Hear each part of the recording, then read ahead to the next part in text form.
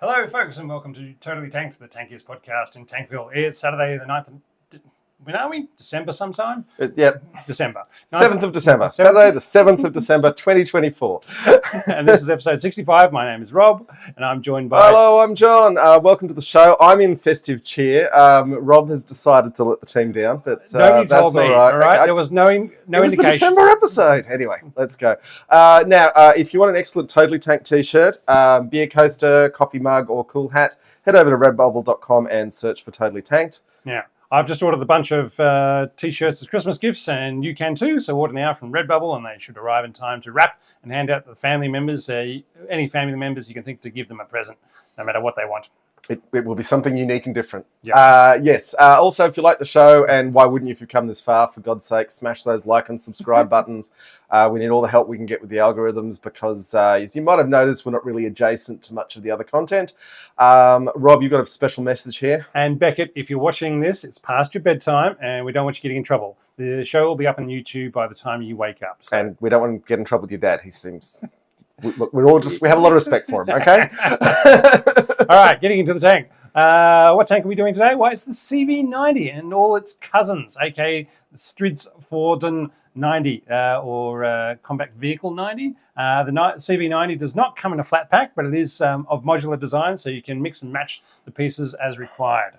Come on, and any country in the world that is spending your decor. But any country in the world that's spending its own money and has snow buys CV-90. Mm. With the exception of the British, who thought they'd do better with Ajax. They don't have that much snow, but yeah. Okay. And we classed it as a tank for the purpose of this podcast, partly because there is a 120 mil cannon version, although it hasn't gone into production, and also just simply because it functions very much as a light tank that happens to carry... I was about to say, if you didn't have the 6 people in the back, it would be a light tank. It's just the same as the Sabre and the Scimitar and all those guys, the CRVs were classified under the continental, Europe. Status of forces. Yeah, status of forces in Europe. It would be a light tank because it's got a gun over 30 mils, I think is what they classify as, rather than a water cannon. A great big Bofors. Yeah. Very useful weapon. But yep. Shall we quickly say hello to the viewers on the live stream, Rob? Lovely viewers. Rawr! Can't believe you got here for the start of a stream. Good work. Brandon Make Stuff. Howdy. Meowdy. Alan. Hello, Alan. Welcome back. Tasman. Saying g'day from Sydney. Now, and Beckett. Beckett. Yeah, Beckett. Your dad says you need to go to bed, and we're just going to leave that between the two of you. Alan sent me an alarming email, I think last night, our time, saying, it's 8 o'clock tonight. I was just like, I don't know, I'll have to look it up. So I'm glad we're teaching some Americans about Canberra time. That's lovely. Cool. All right. It's a Swedish infantry fighting vehicle designed by Hägglunds. However you pronounce it. I don't expect me to be able to do it right. In fact, I'm going to... I like Hägglunds or Hägglunds. I'm going to do it deliberately wrong because that's what I do. I think it's, the umlaut makes it a more extended, so Hägglunds. Yeah. And built by BAE. Yeah. There were a couple other companies involved. Saab's been involved too. Yeah, before BAE bought them in, I think it was 2004, 2003. Which does still beg the question, if BAE are making this, why are the British building Ajax? Okay, look, we talk, there's a few instances that we say, well, you could have bought this, but you bought Ajax. Anyway, we're going to make fun of Ajax a lot because, well, he was a mad bastard who killed himself, I think he was, in Trojan Wars. Anyway, maybe that was little Ajax, the big Ajax. No, he was a big, dumb... Yeah, I know, but eventually he went mad and killed himself, I think. Well, yeah, I mean, lots of people died in the Trojan War. Yeah, anyway. Okay, built from 1993 till present. They're still building them. They've built 1,400 so far. They're looking to build a whole lot more because of certain events in Europe. Specifications, all different depending on what configuration you put together, on how you put it together. And also the early specifications were largely all upgraded to later blocks as well. So, and one of the clever things they did with the design, which everyone tries to do with degrees of success and failure, was very much designate in the plans, this is mission module, this is essential vehicle. Stuff in essential vehicle doesn't get into mission module, and mission module doesn't go into essential vehicle. And that's allowed them to actually get the variants to work really well. It's not built so it's so modular that you could, at a drop of a hat. You- Pull out your Allen key and unscrew one turret and put in another one. Once it's been built a certain way, it's probably going to stay that way. But before construction, they've got some options. Yeah. All right. Mass 23 to 38 tons, depending on what mark you're in variant, and more armor, bigger engines. Yep. And depending on what kit you add it to. Length 6.8 meters, width 3.2, height 2.8. Still quite low. They've tried to keep it a very small volume to look at. So particularly for a personnel carrier, with a big turret on it. Yeah. Yep. Crew of 3, commander, gunner, and driver. 6 to 8 troopers in the rear. This is this classic one where modern IFVs, they're moving away from the idea of carrying a squad and to the idea of carrying 6+2 in the vehicle, and possibly a commander as well. It does have quite a nice arrangement for the troops in the back, though, where the roof panels on the back peel back and they can stick their heads out when they're in a non-threatening environment. And just making sure the turret doesn't spin around on them and knock all their heads off with the barrel. Yes, yes. Which is always fun. I watched one of those military technology shows on this, like the turret traverses 360 degrees. I'm like, wow, just like all the others. There are some that only some that don't, I know, but it's not a big selling point. The Frenchies, some of those only do 90 degrees to the front or whatever it is. Yep. Just quickly, Minty's saying howdy. It's a bit late where they are, so they'll listen on Spotify. Jamie Stokes has joined us. From Adelaide. He's drinking Budweiser. And Mark O'Neill. Hello, Mark. Good to see you. Yeah. Budweiser in Adelaide? I don't know. Anyway. All right. Sold around the world. Yep. Even Adelaide. Yeah. And the cricket's on this. Armour. Look, it's got bugger all armour, but it does have steel armour rated up to 14.5 mil against 14.5 mils of piercing rounds, or against some cases they have defeated 30 mil rounds of APF SDS. And they got lucky that day, though. Yeah, I don't think anybody's relying on that. And then you can throw on applique kits of various other stuff, but it's not composite armor or anything like that. It's just basically steel, a bit of steel, and then you throw some other stuff on top of it, depending on the threat and the weight you want to be able to take. And we'll get to it later on, but there's some very clever masking stuff they've been working with as well. Yeah. And then you got the integration. They're looking at getting Iron Fist active protection systems going on it. Which Iron Fist is interesting. It's the lesser known Israeli active protection system. And moving forward, the Israelis actually want to get the Iron Fist interceptor, the bit that throws the metal at the target, integrated with the trophy radar system. Because they think the Iron Fist interceptor is better, but the trophy radar system's better. And all of these things obviously are moving to a future where they've got to be able to cover the sky and deal with drones as well as incoming anti-tank missiles. Now we've also got Mark O'Neill and Jamie Stokes online. Thanks, guys. Jamie's reckoning you were the Christmas Rambo. Yeah, look, I'm dressed for the season. This is my Christmas party outfit. I'm just wearing my infantry fighting vehicle. It is stinking hot, though, so the party outfit might have to go at some point. It is miserably... For Canberra's are usually a very dry heat. It's not been this week. There's been lots of storms and very humid. I had to look up the dew point because we've got active cooling on the camera to get it through the show, and if I hadn't changed it and looked it up, we would have been generating dew inside the camera, which I don't think would have been good. Bad thing. Anyway, main armament. You got a 40mm Bofors, not a 40-60. It's just a 40mm. It's one of the L70. Caliber Bofors. But I mean, the 40mm Bofors goes back to, if you see pictures of the early ones, it's got the big cone that makes it look like it's a much larger caliber gun. That's a 1930s design, an excellent 1930s design. It's a bit like the 50 cal going back to the 1920s, but yeah. And then you got a 30 and 35 millimeter Bushmaster autocannons. You're going too fast. All right, which is on the export models of the Mark III and the Mark IV, sort of the Bushmaster 2 and 3s, I think they are. And then you've also got the Cockerell XC8 turret with a 105mm gun and then a 120mm cannon. These are the demonstrators that didn't get picked up. That Cockerell turret, I think, is the same one that the Indians are using in their light tank as well. Oh, okay, so it's 105mm rifled gun, yeah? Yeah, the old L7. Yes. But it's the French one. Cockerell's a Belgian company. Sorry. But, they're going all over the place. And then you've also got the option of twin 120mm mortars, or nil turrets for the APC variants and all the various choices around there of what the APC variants do. Yeah, I mean, 120 twin 120 millimeter mortars. You The could Mjolnir. Mjolnir, yeah, there's in Thor's hammer. You could really clear out some dug-in infantry with that kind of weapon. Yep. Yeah.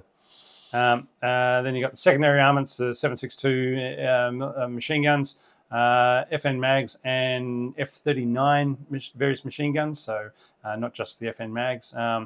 Then you got 6 grenade launchers, depending on, and there are some models with more grenade launchers where they've built the grenade launchers into the turret rather than having them external and sitting on the outside. So basically, they're much more streamlined on the built into the hull of the turret. Sorry, the side of the turret. Yep. Hang on a second. I just need to move this microphone now that I've taken my jacket off. He says it's too hot. All right. Yeah, too hot. Okay, let's go. Twin fire spike ATGMs or remote weapon stations. That's an interesting one because they definitely have got spike integration in some of them, but when you've got an infantry section riding in the back, you'd almost think you're better off, having them deployed and a bit away from the vehicle with something like Javelin as an anti-tank solution rather than having everything centered around the vehicle and more vulnerable. It's got a front-mounted engine starting at 670 horsepower, then another version up to 800 horsepower, and the final version so far is the 1,000 horsepower engine. So basically, they've which allows them, as they keep adding more weight and more capabilities to the various modular versions of the CV-90, it allows them to maintain their speeds of what they want to be able to do. And in fact, they've got the latest version, they've still got 2 tons spare as to what the engine can do and maintain the speed that they want to do. So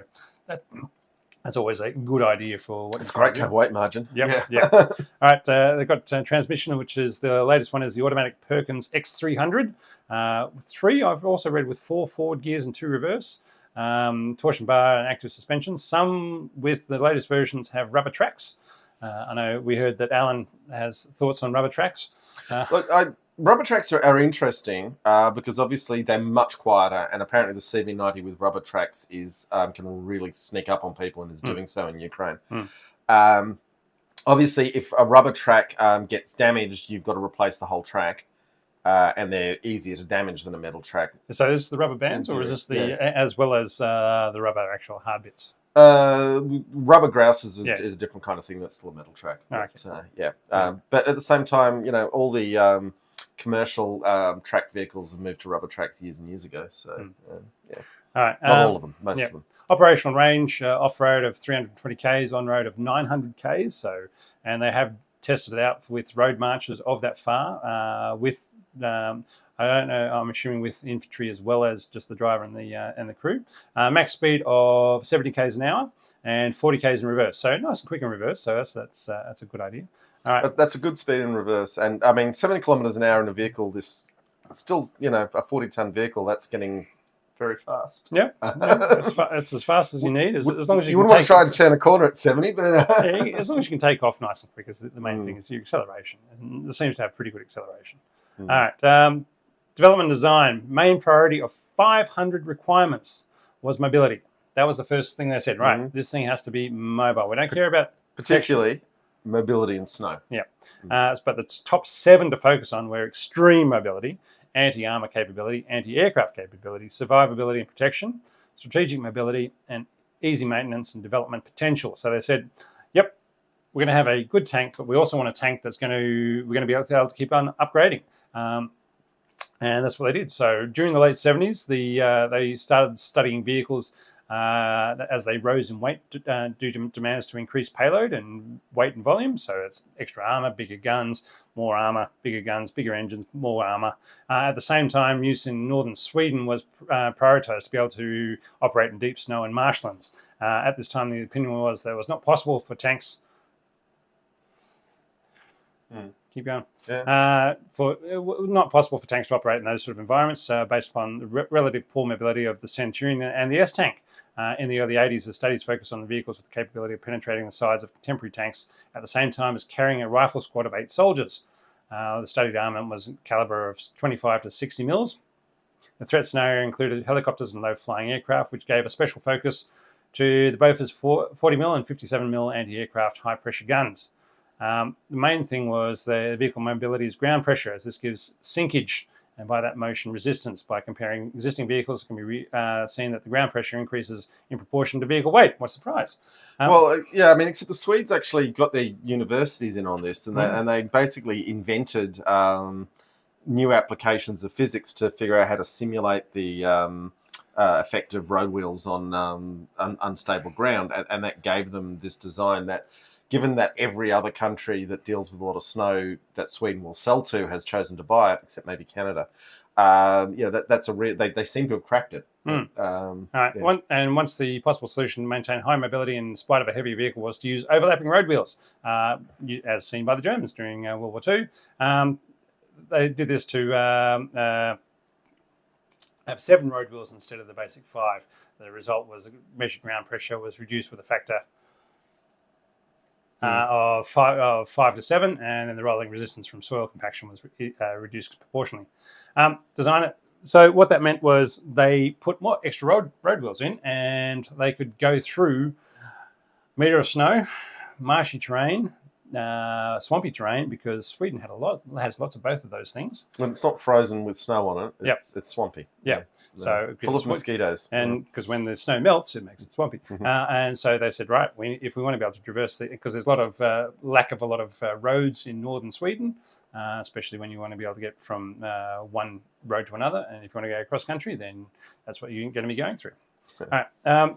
Big part of it, they were very focused on design and development period was half the time for maturing element of the vehicles, where the Swedish Armed Forces carried out further improvements. So basically, they built it, and then they rolled it out, and then said, right, keep using it and tell us what we need to fix and or make better so that we actually achieve what we want to do. It's an astonishing approach these days, Rob. They actually asked the soldiers what they thought of it. And then they took that feedback and they listened to it. Yeah, and saying, okay, R&D is 2 years, maturing it, as in having people testing it and using it, and then we fixing it, and then we test it and use it again. It's 4 years or whatever the case was. With Denmark and Norway, here's a fun one. With Denmark and Norway now the tallest people on average at 182 centimetres, building an IFV to fit 6 to 8 troops in the back will get hard because they're getting taller. They've given up on 8, and they're kind of moving from 6 to 7 these days. Though. Just like frankly we're doing here in Australia as well. But, yeah. All right, so further notes on the designs. It's got 4 exhausts to reduce the sound and thermal heat signature of the exhaust. So rather than having 1 or 2, they've got 4. Yeah, and this gets back to my bugbear. You never actually eliminate thermal heat, but what you can do is diffuse it. Which is definitely what they're doing there. With very thin armour, a determined effort was made to reduce the visibility of the vehicle, making its profile 30% smaller than other Western IFVs. Because have you seen the size of the Boxer? It's huge. Now, on our Facebook, we shared a pair of local Australian 4-wheel driving YouTubers got to drive some Boxers around Shoalwater Bay. Oh, okay. And they got them horrendously bogged. But had to get towed out with the Hilux? Well, no, they had to bring in the special extraction vehicle, which looks like it could easily get bogged itself. But right. Anyway, Boxer is an immense vehicle. If you see pictures of it, it dwarfs a main battle tank. Yeah, I was about to say it's much bigger than the Abrams. Anyway, it's huge. So by saying that, even with Bradleys, it's 30% smaller than a Bradley, just in what you can see from externally. So they've said, look, we're just going to make it going for the idea of you can't hit what you can't see. So if you're not seeing it, then you're probably not going to be shooting at it. It's quite the design achievement to fit everything in at within the weight spec, to get the soldiers in the back, to get the very capable fighting turret on top in the smaller package. And they said, we want to build all this and still have the biggest volume inside as we possibly can. So we've got to have all the stuff that we want to be able to do on the outside, including all the warfighting stuff of the electronics, the computing and so forth here. But we still want to have as large a volume on the inside as we can so we can have troops, either 6 or 8, depending on how tall they are. And another fun one is when operating in winter at high latitudes, you only have short hours of daylight. So you need to be good at night fighting with good optics, so whether it's thermal, infrared or radar, etc. And have electronics that work in the cold. So Infantry-operated ATGMs don't work as well in the cold, especially the electronics and the optics. So direct fire support weapons are more important to support your forces. That's an interesting one, because I know with early American heat seekers, they had to literally drop liquid hydrogen onto the heat seekers before they fired them to cool them down. Cool. But, yeah, okay. Yeah, so basically you want a cannon because ATGMs don't always do what you need to do in extreme cold. Very easy to drive, designed to be operated and maintained by conscripts, even though I think Sweden's gotten rid of their conscripts, but they're still very proud of them. Okay, so it's built to be easy to use and to keep operating. So the training of the maintenance activities, all that happens by the crew and have all the tools that they can do themselves there. It's only when something goes bad and you have to actually take it back to your second line repair facilities. It's an interesting one, because in this development process, they very much made a decision to get as much commercial off-the-shelf electronics in as they possibly could. And it was around the era when, in the 80s, military grade meant more sophisticated than civilians can buy. And it was around after then that this pace of technological change started happening so fast. Military grade now means 30 years out of date. So the Swedes definitely picked the right moment to make that jump. Yeah, and but they've also maintained the ability to keep upgrading these things. So where they did have it was more wires, electrical systems. Now they're electronic systems, so they've taken out a lot of the wires and put in the electronic systems, which is, again, saving weight, space, and everything else. And they've kept on upgrading those things, where a lot of countries have said, you know what, we're just going to add on without taking out any of those bits of copper and wire and everything else. Systems integration is hard. Yeah. All right, strategic, operational, and tactical mobility were very important. So strategic mobility was very small profile and low weight means it's air transportable and can fit in any rail envelope, so you don't have it running into the sides of cliffs. Roll on, roll off of ferries or other shipping vessels. So again, if you need to move it from any of the peninsulas of Sweden, Denmark, or wherever else to places where it needs to be. It's amazing, Rob. If you build it with a small profile so that it's harder to hit, it's also easier to transport. Operational mobility. These Swedes, what will they think of next? They've thought of a lot of things, I've got to say. And with like a population of 10 million, so I'm saying, where's our bloody tank industry, eh? We're building boxes. Yeah.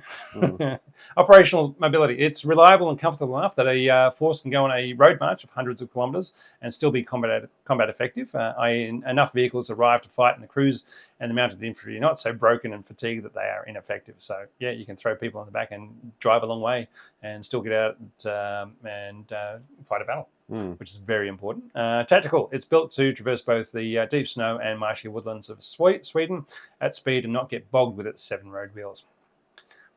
Now we come to the Barracuda camouflage. Barracuda. All right. It's a system that can be applied to the vehicle to hide the infrared and thermal signatures. There's even a poncho version that infantry can wear that acts like an elven cloak from Lord of the Rings when viewed from through thermal images. So it was pretty cool. But I mean, it's a good idea to start saying, how does a thermal imager view the world and how do we spoof that? Because tank commanders very much these days rely on just, there's a tank-shaped thing on my thermal imager, bang. Well, that's nothing compared to the adaptive ghost version of the camo. The ghost panels can be applied, the adaptive it's called, can be applied to the vehicle and allows the crew to electronically select what thermal signature profile can be seen by quickly controlling the temperature of the panels, whether it's a CV-90, a car, a moose, a different tank, or identifying words or symbols on the side of the tank like "Don't shoot me." Now, I've got some doubts about this. All right, so you can say, "Oh, look, we can put a silhouette of a car on here," and then if the tank commander sees a car, he'll go, "Oh, that's not a tank, that's a car."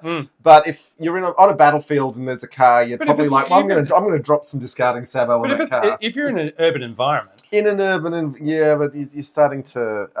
Okay, what if you're in the woods and you see a moose? Drop around on that too. Moose for dinner. Or you could even just use that, or you could even just show the background environment so it disappears from thermal vision completely, right? So it just disappears because it's showing the same heat as what's on the far side of the vehicle. And this would make It's always been the dream of camouflage to be able to do that, or the Predator movies. Yeah. But yeah. Harry Potter has an invisibility cloak, which makes the operators grateful for the long nights of the Arctic Circle as you disappear from... because remember, if you've got 23 hours of nighttime, being invisible at night is not a bad thing. Or being thermally lit up is a very bad thing. It's still got the issue that it's a tank with the engine running is still a hot thing and is hiding that heat without having it build up inside. That's what the adaptive camo does. It's got to be going somewhere though. Yeah, or the other one they tried. Does get it in this chapter. All right. So another advanced concept being tried on the CV-90 120T. For those who don't know, the one with the big gun. It's the one with the big gun, but it's the T version, not the concept version. This is the trial version, I guess. I don't know. Is the infrared mist dispensers, which surround the vehicle with an infrared/laser disrupting mist. So basically, they throw up a lot of fog cloud. So if you're playing D&D, it's like you're obscuring mist you cast around your character, so you don't get shot from afar. Which then breaks up any lasers locking onto your vehicle to slow down any ATGMs. You are kind of radiating your general position while hiding your specific position, though. Yeah, but it doesn't throw up a big cloud of smoke identifying where you are, because smoke's a lot easier to see from a distance. All right, whereas a bunch of water droplets are a lot harder. It also doesn't block your own line of sight. So if you surround yourself with smoke and you can't see out, and say you can't see the little bugger coming up beside you, about to slap an anti-tank mine on the side of your vehicle, or whatever. If the infantry are getting at you with anti-tank mines, coming within range with an RPG-7. How's that? Sure. Okay. Yep. All right. So that's what they can do with that. All right. The paint used is also radar absorbent. And the Ghost version incorporates design features to reduce radar signature, which seems to be a bit implausible as it has a lot of flat sides that radars love to bounce off of. You could absorb the radars to reduce signature, and signature reduction is not to be laughed at for all the, I know my previous statements about heat, but yeah. Active protection systems are being developed as the CV-90 family to increase its survivability against incoming weapons, rounds, rockets, rounds, missiles, and rockets. So again, they're active systems are going to basically, if you're firing an ATGM or even a tank round is trying to throw out something to slow those down and not hurt you. It does have NBC protection systems, which have been pointed out will also work against thermobaric weapons, which the Russians like to use. Well, it means their seals have to be good, basically. Yeah, but you want that for nuclear protection anyway, don't you? All right, then we come to the fun stuff, the programmable ammo. The 3P ammunition, pre-fragmented programmable proximity fused ammunition with 1,100 tungsten pellets. They've got 6 function modes that allow the gunner to select the target and have the ammo know what will be best against that type of target. So you've got troops in trenches. You want so if you've got troops in trenches into your front, you want a controlled dispersion. So the rounds burst overhead at a staggered range, completely covering the area. So what that allows you to do, you fire 3 rounds. The first one goes off at the front of the trench. The second one goes off at the top of the middle of the trench, and the third one goes off at the back of the trench. And so you kill all the poor bastards sitting there. But when this gun starts going burr, because it really goes bzzz, the hail of cartridge brass coming out of it, it's like a waterfall. It's really quite something to see. Sorry, we don't have video of that here. Yep. Anyway. Concrete buildings with troops inside, you want the basic armor-piercing function. Light armored vehicles, armor-piercing explosive rounds, or even APF-SDS. Helicopter or drones at 1,000 meters, you want the gated proximity function. Ensures the round explodes before, on, or after the target to ensure its movement is accounted for. So basically you say, here's my target, I want a gated proximity round. You fire off 3 rounds behind, in front, on, and in front. So even if it's moving, you're probably going to get the target, whatever it's doing. Steve's joined us. Steve Grimes from the Sonoran Desert. Hello, Steve. I have no idea where the Sonoran Desert is. Is it one of ours? No. It's California, I thought. I could be wrong. Steve, tell us where your desert is. I was about to say, I haven't heard of it before. All right. All-round cameras means the driver and commander can stay buttoned up even when reversing at speed. No need for wing mirrors, which plenty of 80s vehicles still use. Although the Chieftain did a really interesting one on the Striker mobile gun system, and he was pointing out that the wing mirrors are actually just really handy for figuring out what the sides of your vehicle are, as well as... They probably take wing mirrors off for actual combat, because that's a very highly reflective thing that's going to give you away a lot. Does have aircon, heating, and a radio, as in FM AM radio. The Ukrainian troops have been saying, Yeah, we can listen to music on this thing. It's nice. Well, I mean, certainly the Americans I know used to Central Arizona. The Americans used to use their comms networks and plug an iPod into the jack. But nowadays, when everybody is used to having their phones to listen to music on, and you're not allowed to have phones in these things anymore because they give away your position. So having an AM/FM radio that you can just Which receive, is just a receiver, that's a pretty good thing. So they're actually quite enjoying that. Okay, so yep, Steve's in Central Arizona. Thank you, Steve. Well, that doesn't. Yeah. Anyway, the CV-90 120T has a rate of fire of 14 rounds per minute. I would like to see that. As it's only supposed to have 12 rounds in the semi-auto loader, the rest of the 45 rounds, so the other 33, are stored in the turret and the hull. They must measure the 14 from already having one in the chamber and the commander holding one. Yeah, because otherwise, how do you get to 14 in a minute if you can't actually physically get 14? But when you're measuring cyclic rate of fire, if you can only fire for 30 seconds and you do 7 rounds, you claim that as 14 rounds a minute. But you can't, though. They do it all the time. Like aircraft cannon claim to be 3,000 rounds per minute, but they only carry 250 rounds. It's very disappointing. Well, I'm not looking at those knuckle draggers, so I'm looking at tank command, what tanks can do. All right. Okay, so again with the 120T, the original Swiss 120mm gun makers went out of business, so they now use the Rheinmetall L50 reduced recoil 120mm gun, smoothbore gun. L50's because 55 is the standard now, isn't it, for the calibers? Oh, God. I want to say I also saw a L47, so maybe I got that one wrong. Who knows? Oh, okay. And from my observations, you can tell the difference by what resembles an old iron sight on top of the barrel of the new Rheinmetall gun. Good for indexing, but yeah. It'll be for something clever and electronic to keep the barrel on target, but it looks like an old iron sight as seen it on the Wild West. And as I was saying before, as you've only got, I think, 2 versions, 2 actual prototypes, basically. Prototypes, yeah. And the Polish PL1, which is always dragged out as the tank of the future because it's got a beautiful streamlining, is basically a CV-90 120T with some extra plastic staple on it. Right. Okay. It's got battlefield information sharing, so between your aircraft, your artillery, and everything else, and basically it's very clever in that way.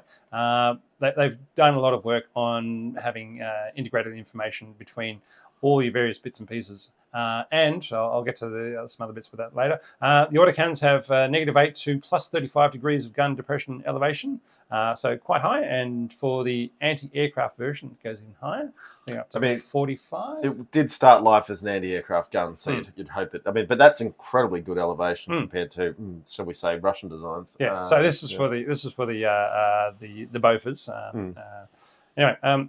Don't drive the driver's hatch open as it sits vertical to the left of the hull, thus blocking the driver's vision to the left.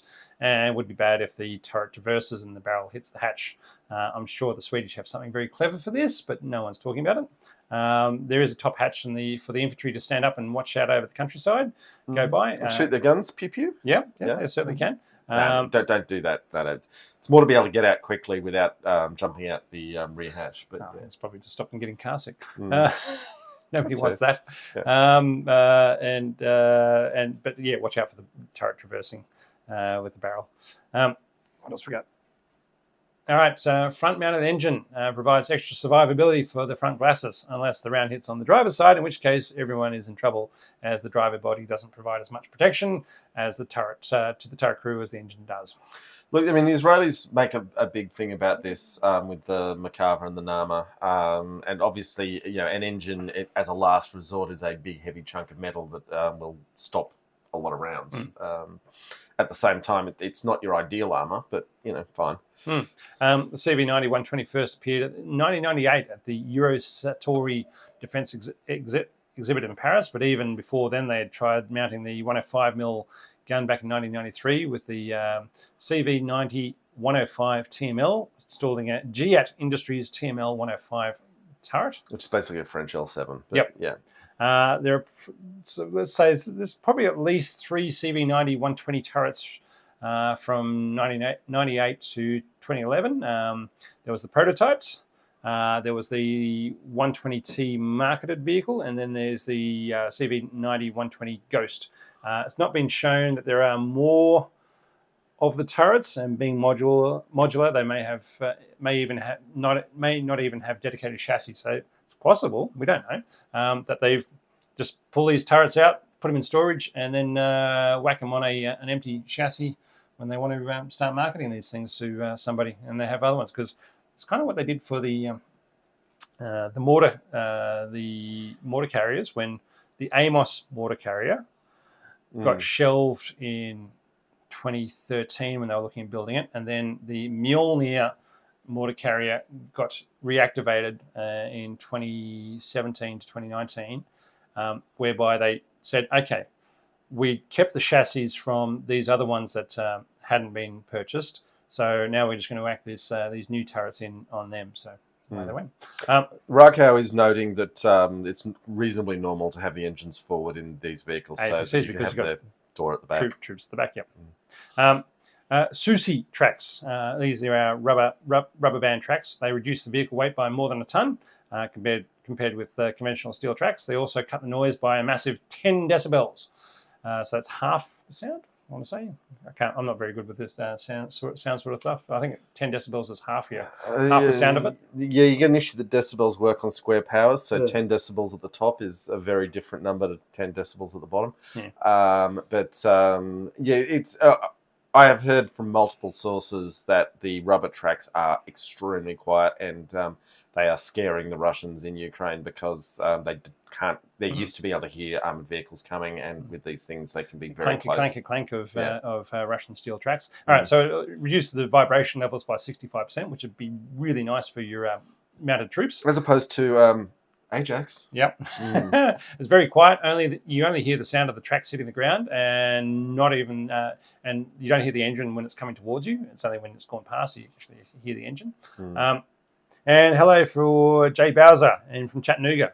Thanks for coming on. How are the choo-choos, mate? Sorry, I know you must be sick of that, but we're here. All right. The Mark IV features a new augmented reality system named iFighting. I hate this. I wonder. I hate every word in that sentence. I wonder if Apple have anything to say about this. Say, hang on a second, you're not allowed to put an eye in front of something. Well, yeah. Do they want to take these on? I don't know. I don't know. The iFighting concept uses data from different systems with the vehicle to filter and prioritize the most critical information, allowing quicker crew decision making and improved battlefield performance. So basically, they put AI in it to say this is of the 6 streams of information that are coming in from the various electronic systems within the tank. This is the one you need to be paying attention to, because there's an ATGM coming in on you. And while we might automate some of these things, you might want to have there might be other parts that require the meat bags inside to say, press this button to not die. Look, these things are important, and when they work well, they can be amazing, but they do present the risk that the enemy is going to figure out how to spoof various effects in them, and that will get people killed. So, yeah. We're going to the Railway Museum on Sunday. Okay. Enjoy. Excellent. I'll see if we get it. Nice. Thanks. Going to go grab an Australian beer there. All right, so Jay Bowser in Chattanooga is going to the Railway Museum.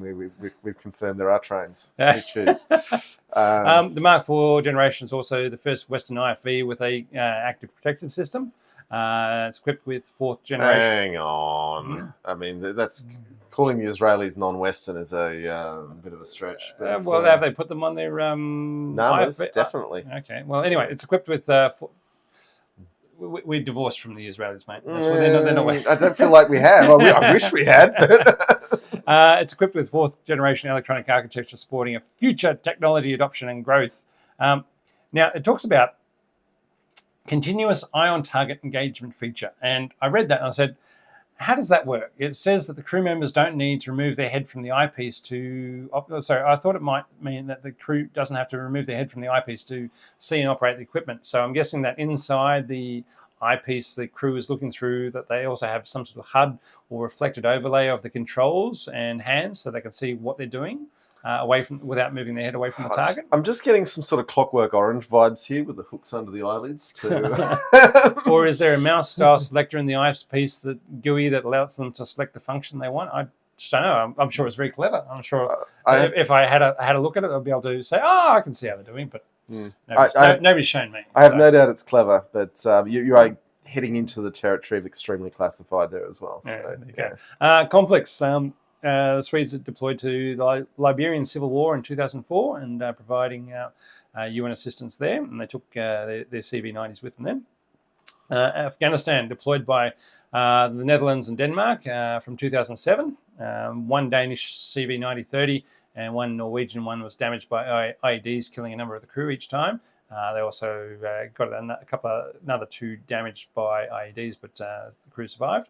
Look, it's got the problem that an IFV is no one's yet managed to make an IFV MRAP in that the V-shaped hulls that protected vehicles have will make the vehicle enormously high, and no one wants to make that compromise. So infantry fighting vehicles remain more vulnerable for the crew. The points that were made at the time were if the Taliban had drones like the Russians and Ukrainians are using nowadays, they probably would have much preferred to use those than the huge 155 rounds that they'll bury in the side of the roads and having to keep an eye on and then detonate with a mobile phone.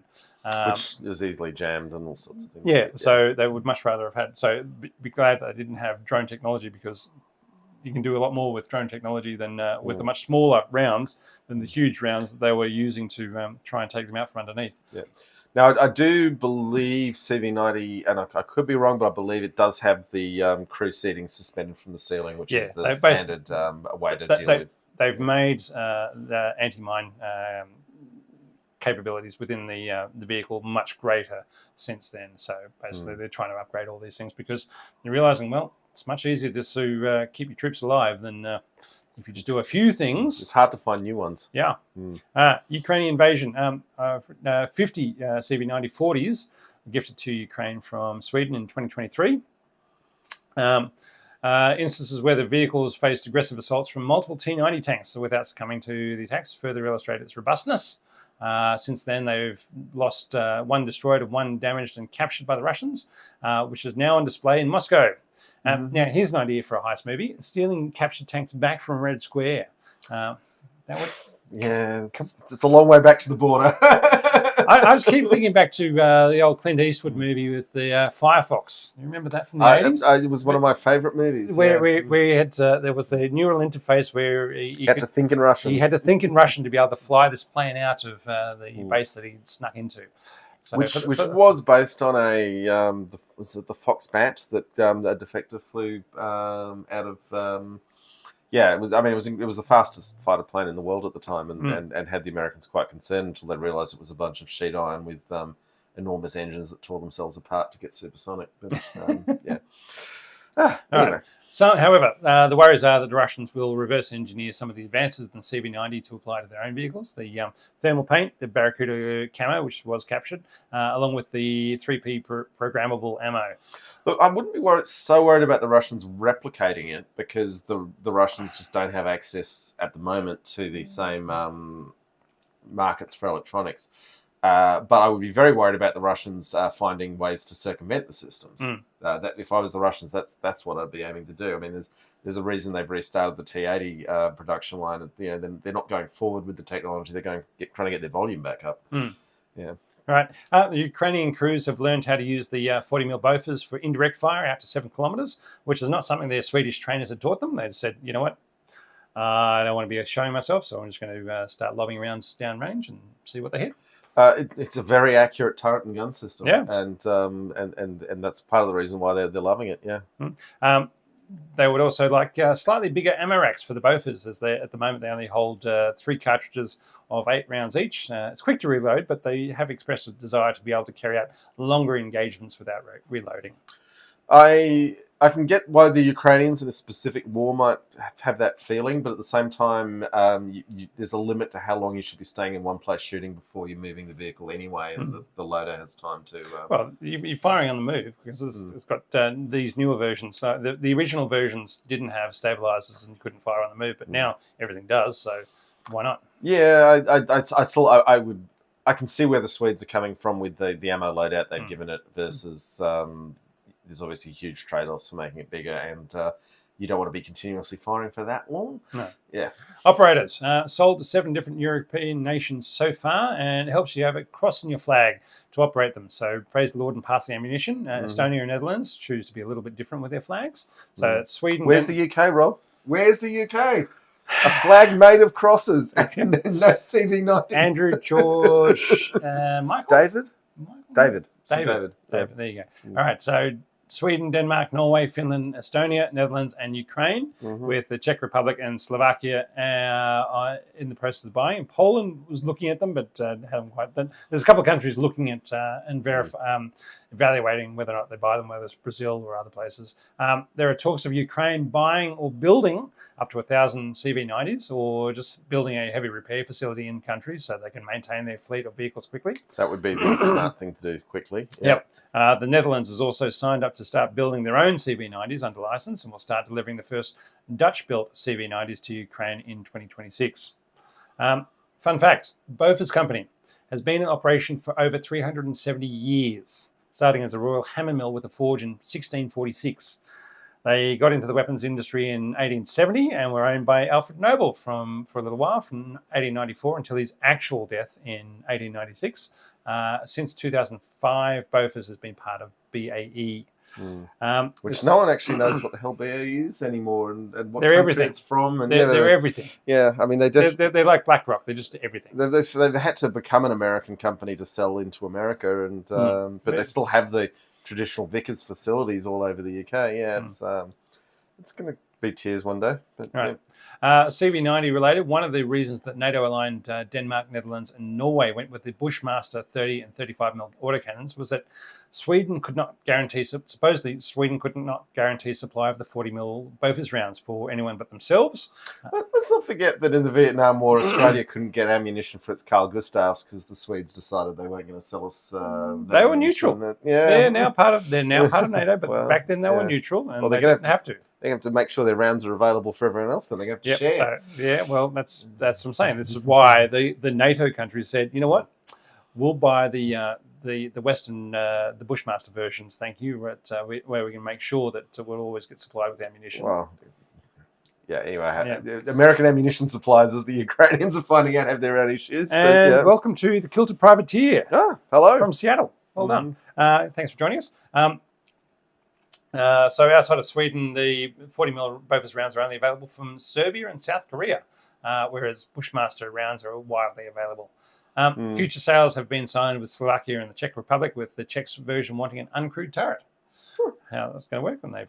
Who knows? Anyway, models. It's going to be quite a redesign. I think the Czechs should reconsider that. But, models. Okay, produced from 1993, the CV-90 Mark 0, or the 9040 Swedish-only version, which with the 40mm Bofors gun, deployed from 1993, could not fire accurately on the move. The Mark 1 version produced for Norway and came with the 30mm Bushmaster autocannon, could fire accurately on the move. The Mark 2, or the 9030, or Grenadier Tank 2000. Grenadier Tank 2000 sounds awesome. Yeah, produced for the Swiss Army, with either the 30mm Bushmaster 2 autocannon or the... hang on. That's fine.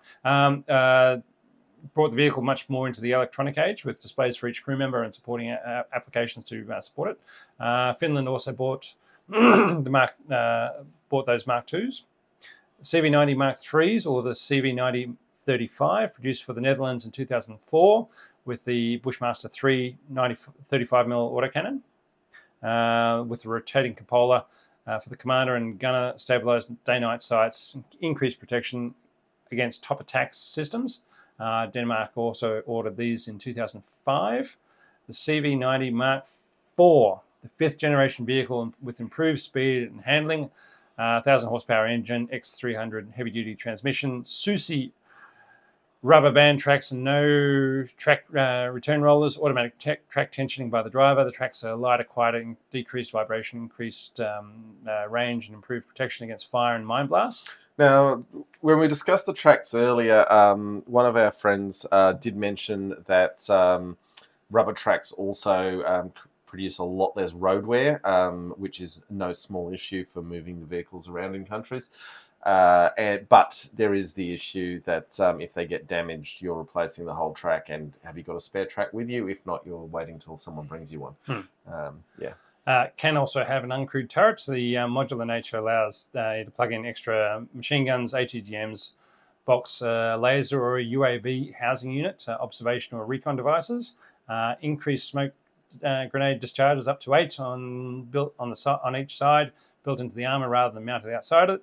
Designed for eye-fighting concept, which is fully networked with a much improved GUI, assisting in improving crew decision-making processes via AI and augmented reality to provide information to the crew. A CV-90 Mark V version is being explored, but not yet built or paid for, with possible hybrid electronic propulsion system, fully digitized C4 ISR system, further improvements to the heat, radar, and visual signature management of the vehicle. So pretty much invisible. When will I get to the flying part? Remember what old mate, was it Bradley? You were saying, I want this. Oh, Mike Sparks. Yeah. With the M113s. Yeah, and I want it invisible, and I want it flying.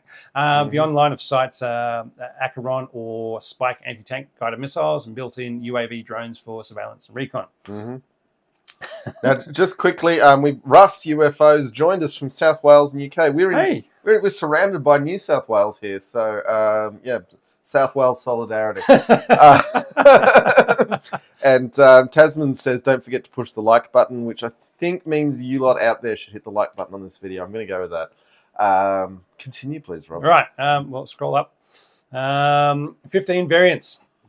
Now, how are we going for that beer? There's enough beer there to top you up, or we'll go halves in that. That's right. 15 variants from what BA Propaganda is selling. We've got the turret version. That's right. We have Commander's Reserves. Is selling. They got the turret version, which is your infantry fighting vehicle with the 30, 35, and 40 mil guns on it. The recce reconnaissance version, which basically just has more sensors, basically. The command and control version with consoles instead of map desks in the back. So they've, they rather than saying, look, we'll just give you a spot to put a map. I mean, I'm sure they still have maps and they can put a map on top of the console, but they actually have it's a console, 3 consoles in the back rather than giving the map desks. Anti-aircraft vehicle with higher elevation 40 mil guns and radar links into the Swedish air defense system. So you've got much more powerful radars out there saying you've got incoming fast flyers from this direction. Start throwing up rounds now. Organic radar. It's one of these where you've got to say what the role is for the vehicle because a big radiating radar makes you a big target to anything that can sense radar. That's what I'm saying. But if you got the whole country, if you can be cued off site, that's what I'm saying. If you've got a more powerful system that's further away. Telling you what's going on around the place. You got the mortar versions, which is they start out with the Amos 2 by 120 mil mortars, which was cancelled, and then the Mjolnir, which was built and deployed since 2019. Combat repair and forward observer vehicles, basically just more stuff. Non-turret versions, you got the APC/VIP transport. That's basically just where they, if you want to move things around in a protected environment. VIP transport, we're never going to talk too much about it, but it's not an insignificant role. And when you look at the number of, commanding officers and politicians who've been killed trying to visit the front line, it's not insignificant. You do need to be able to do this stuff. You got the combat engineer vehicle with a mine plow or roller and a robot arm. I'm not sure what they do with a robot arm, except maybe disarm IEDs or something. I don't know. Kazovac.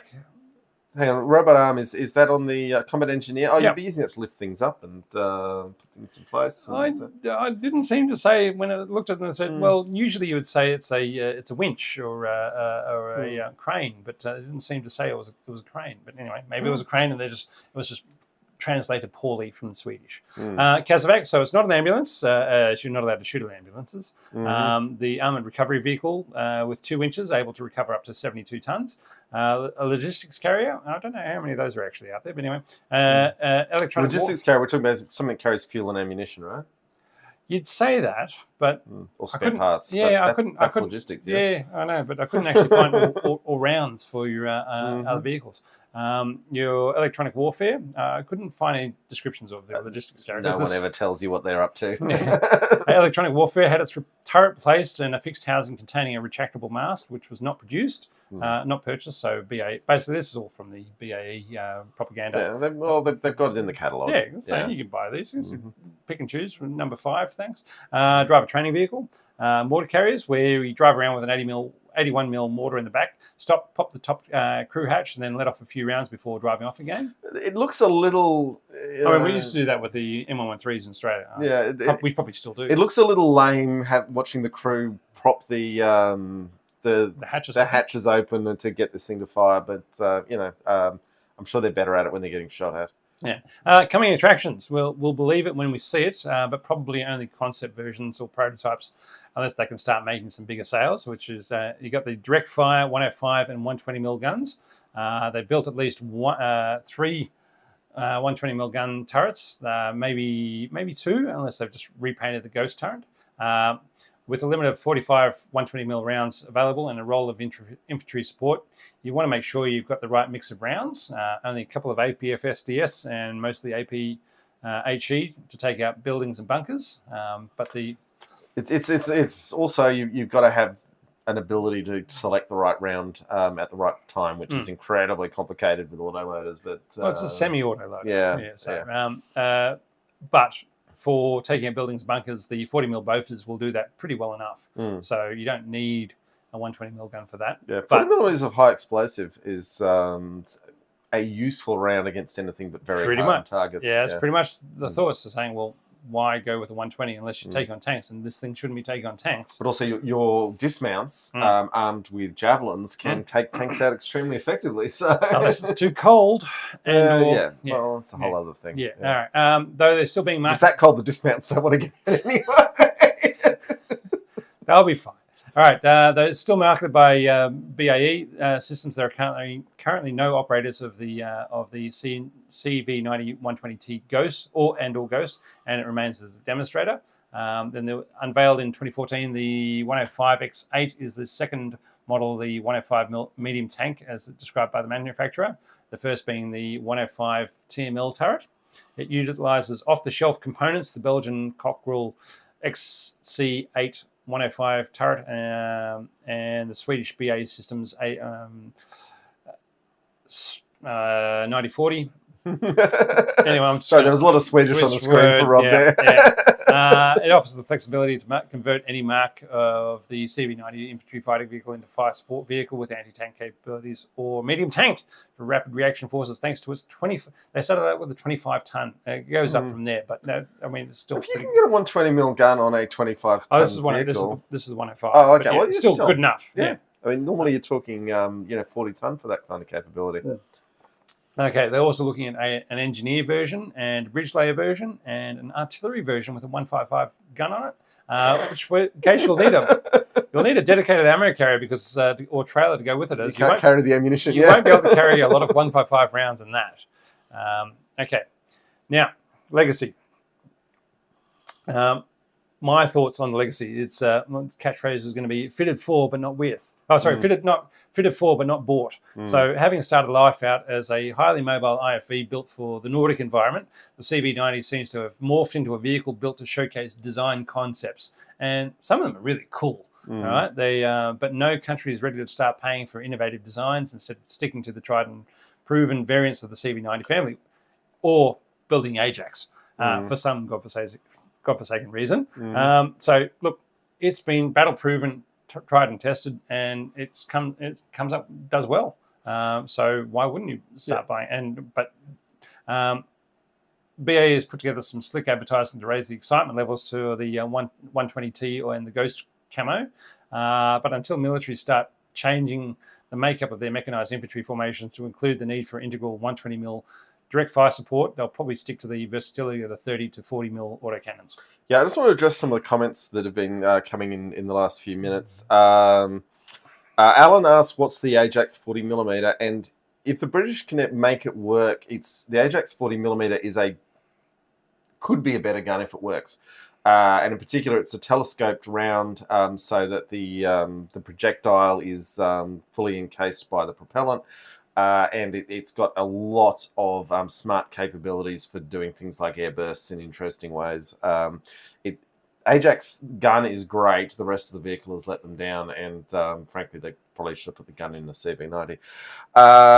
Moving on, Tasman's noted that Australia went with the Redback from South Korea. I don't think. Well, there's not a lot of snow here. I guess where we. I was about to say we want something that goes longer distances. Mainly, it's probably one of the big things for us.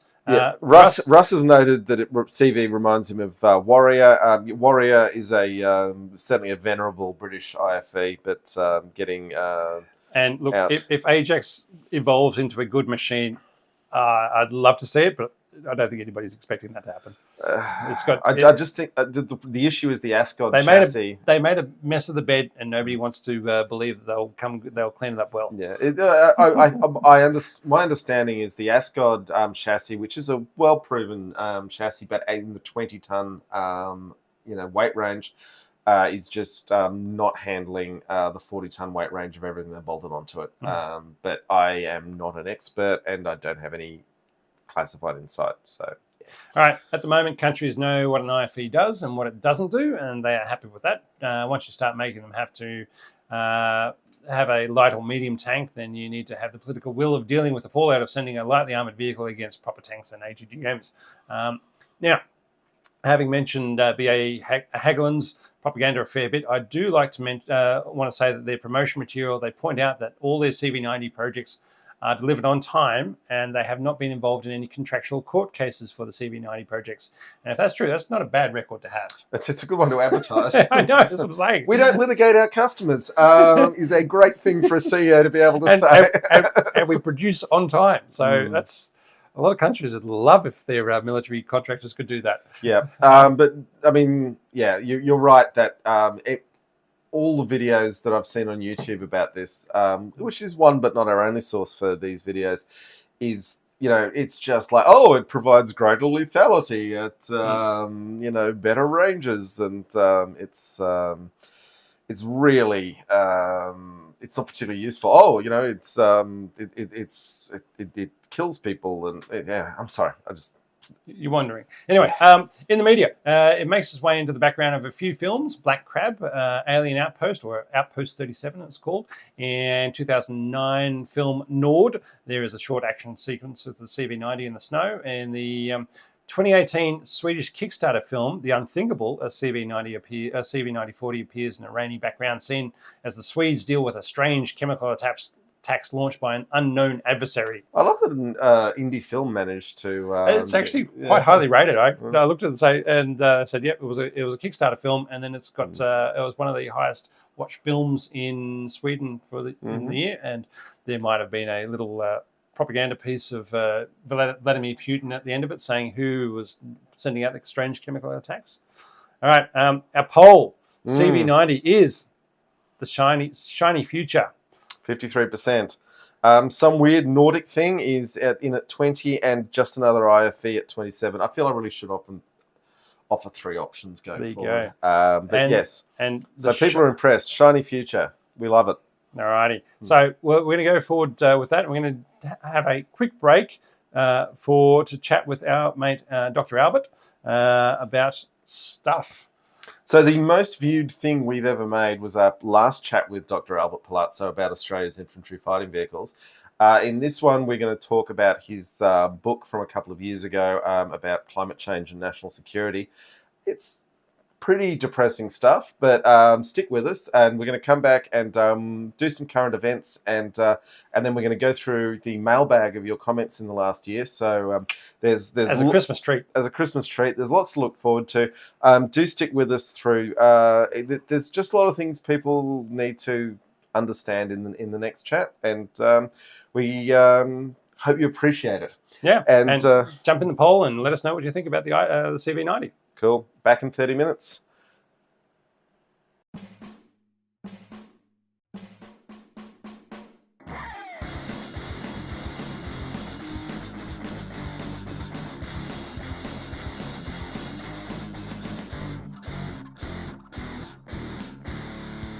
Hello, folks, and welcome to Totally Tank. Tonight we're talking to Dr. Albert Palazzo. Once again, joining us. Last time we were talking about the infantry fighting vehicle. This time we're talking about climate change and the wars and how it's going to affect the world as we know it with defense and industry and everything else. Albert, how are you today? I'm doing well. Yes, I'm good. Yeah, looking forward to chatting.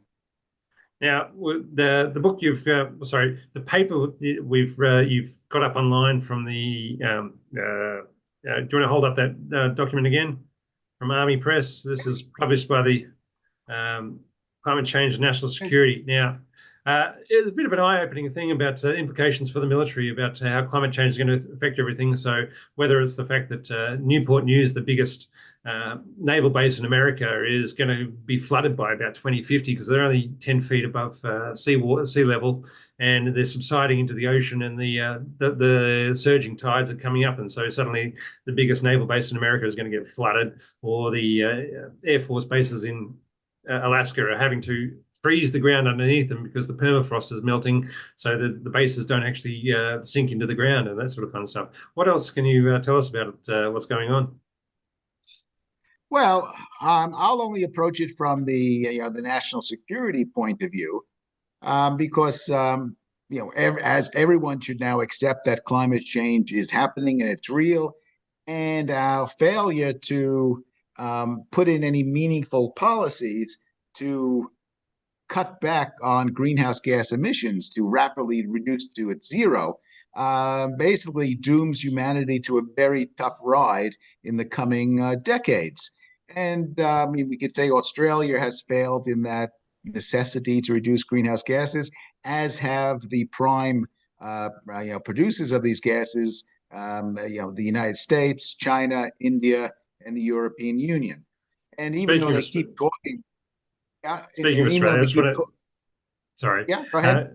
Uh, Speaking of Australia, I just want to pull out the quote you've got in there saying, within the Five Eyes community of English-speaking nations comprised of the US, UK, Canada, Australia, and New Zealand, the Australian military has been laggard in considering climate change from the perspective of national security, with the Department of Defence has not issued a single climate change report, and its most recent 2016 white paper made only a passing reference to the subject.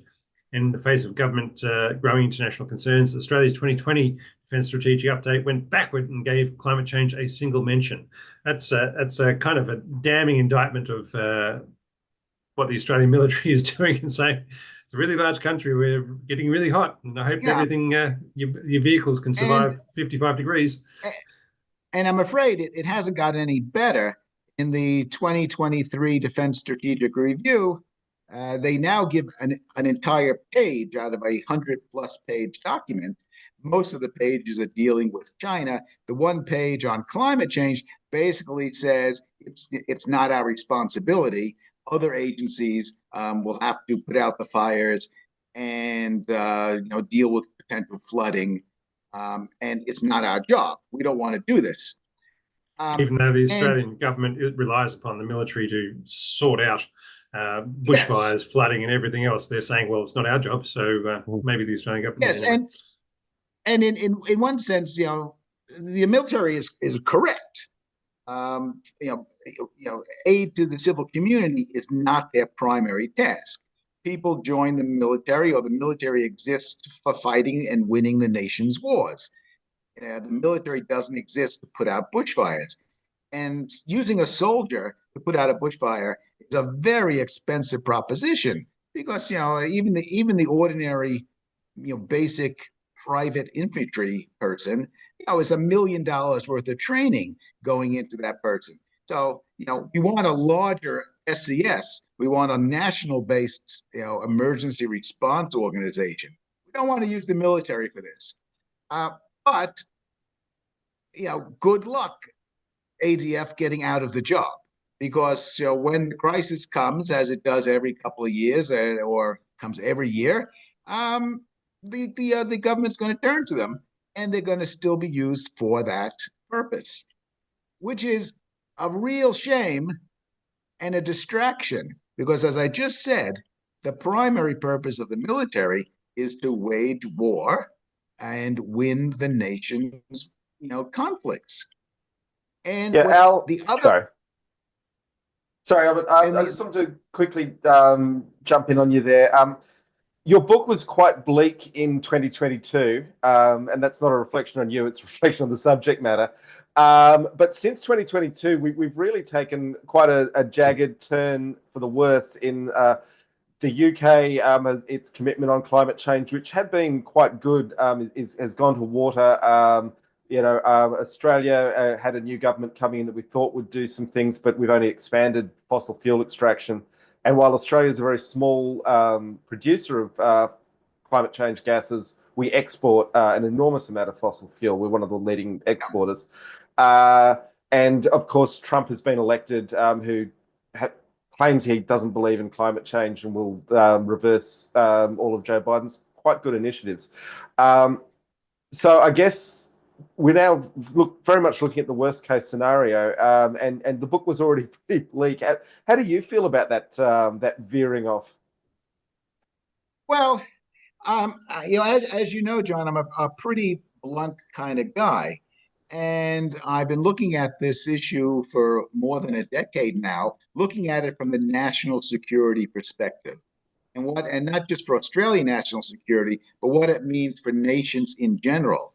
And I think I take no pleasure in saying this, but we've now reached the point where we have to expect that several billion people over the next few decades are simply going to die from climate change events.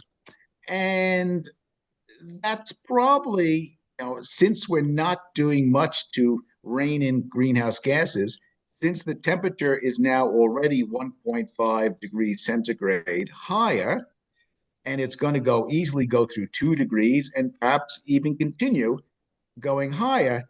The effect on many of the nations, many of the countries on the planet will be catastrophic. And when that occurs, when countries keep getting hammered by climate change events, whether they be fires, cyclones, flooding, drought, Drought. now it doesn't matter. The end point of all this is that many states are not prepared. They do not have the resiliency, they do not have the systems in place that can allow them to manage their populations, provide what their populations need through a ongoing crisis, I mean, which means a lot of people don't even realize that the Syrian civil war starting in 2012 was all about climate change because of huge droughts yeah. forcing displacement of people. And suddenly that's what sort of kicked it all off. And I remember people laughing at then Prince Charles saying climate change has caused this war. And he was exactly right. Now King Charles. Yeah. But people just don't want to address the issue that it's going to happen, and people are going to get displaced, and movement's going to happen. It's going to change things. Yeah, and we're still not realistic about what this means to most of humanity. And this is, of course, the billions of people who live north and south of the equator, known as the global south, who are generally poor, whose states lack resources, and whose governments are not very strong or able to implement resiliency. And the people in these countries are in grave peril because when their governments collapse and their food production systems fail, they're looking at starvation, the widespreadness of the return of major life-threatening epidemics and other systems collapses that will result in the deaths of billions of people. Now, that's I say it that frankly because this is the consequence of our inattention or inability to manage this problem. Um, and because we now have another COP meeting going on in Azerbaijan, and the expectations are minimal. And I don't, at this point, I don't even know why we bother anymore because, people do a lot of talking and there's not much in the way of action. And Especially so when they what say I that think, oil is given to us by God, and therefore they must drill, drill, drill type thing. It's yeah. just it's a bit And disingenuous. so the reason why I wrote this book that the U.S. Army, published, is that I'm looking at it for what does this mean? What does climate change mean specifically for the military? And what does the future, which is one of going to be much more chaotic, destabilized, and involving a lot more violence, going to be for the people, the men and women who serve their countries? And of course, I'm thinking, particularly of what does this mean for the Australian Defence Force, and the men and women who wear the uniform and are in charge of protecting our country.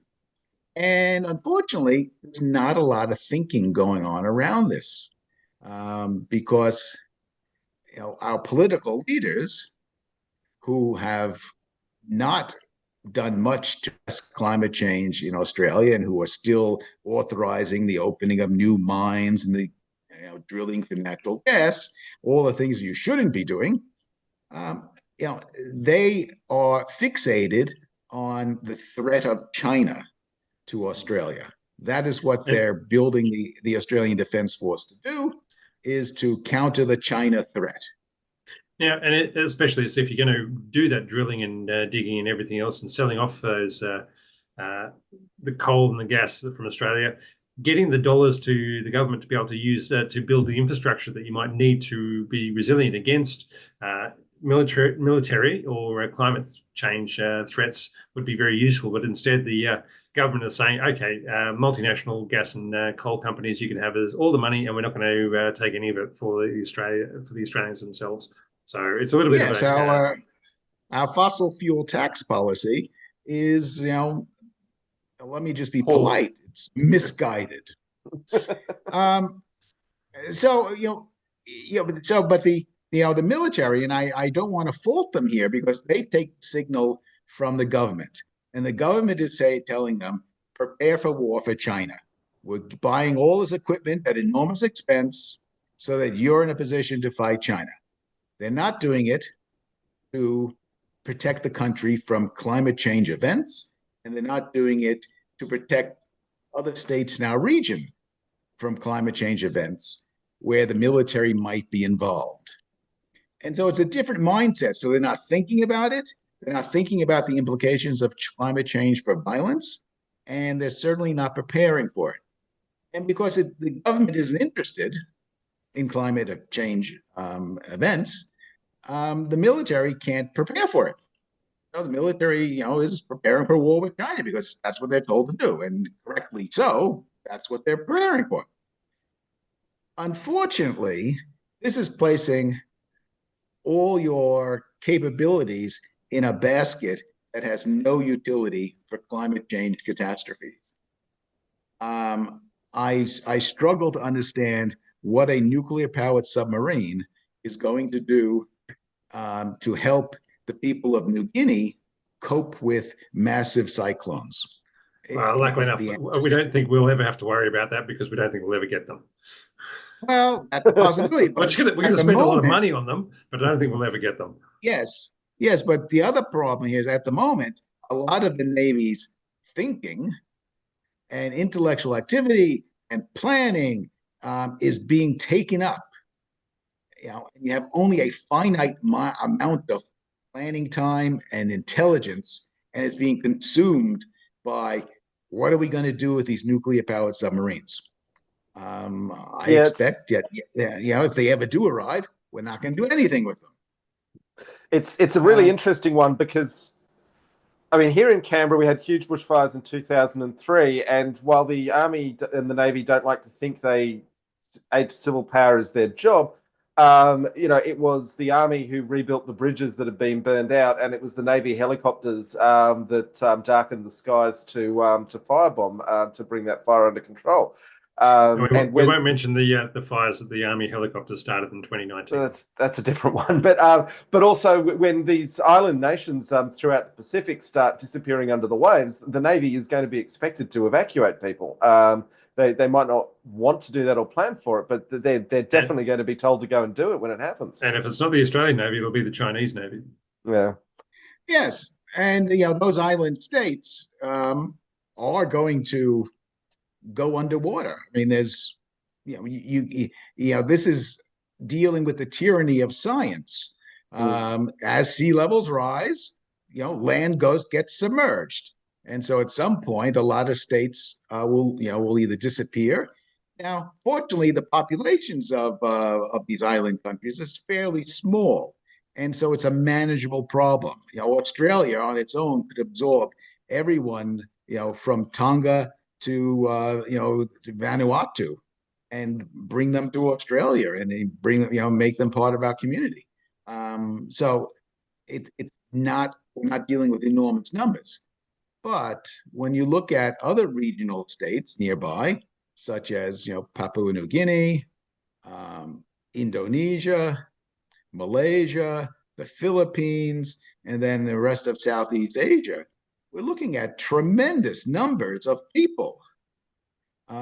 And a lot of these people, they're not going to, go quietly, which at the moment seems to be the plan.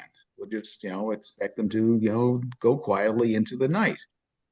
I expect that, we're looking at a future in which there's lots of violence in our region, in the surrounding region as these states destabilize. And the government's going to have to make some decisions. And amongst the decisions is, do we get involved internally in these states in order to stabilize them, to prop them up? Do we get involved to prevent warring factions from overwhelming the countries? And do we get involved in mitigating mass migration? And these are decisions that the government will have to make. And at the moment, that requires a different equipment skill set than what we're buying, particularly amongst the Navy. And it's not just the nuclear-powered submarines. There's also the Hunter-class frigate, the follow-on frigates, the offshore patrol vessels. The Navy is basically buying everything that is wrong for the future that is most likely. And if we look at the future, to the extent that we can predict, the threat of China is a maybe. The threat of climate change is guaranteed.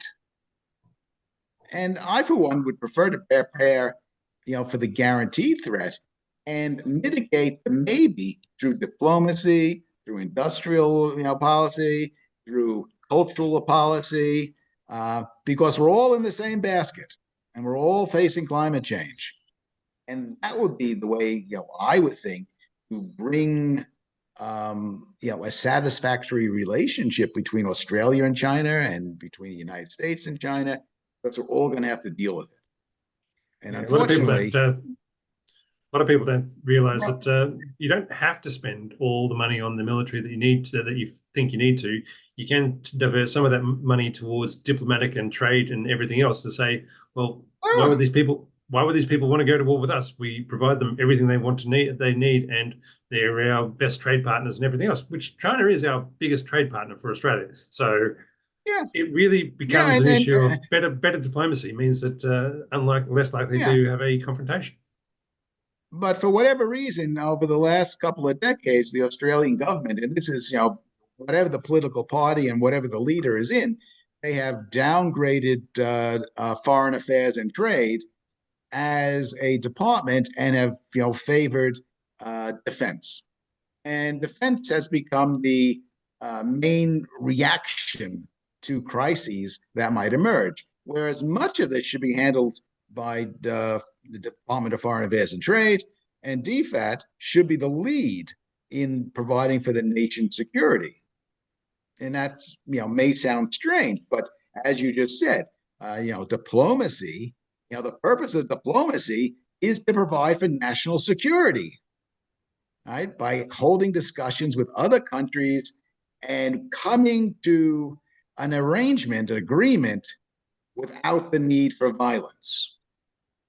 And It's people used to sorry. say that you only resorted to violence when diplomacy failed.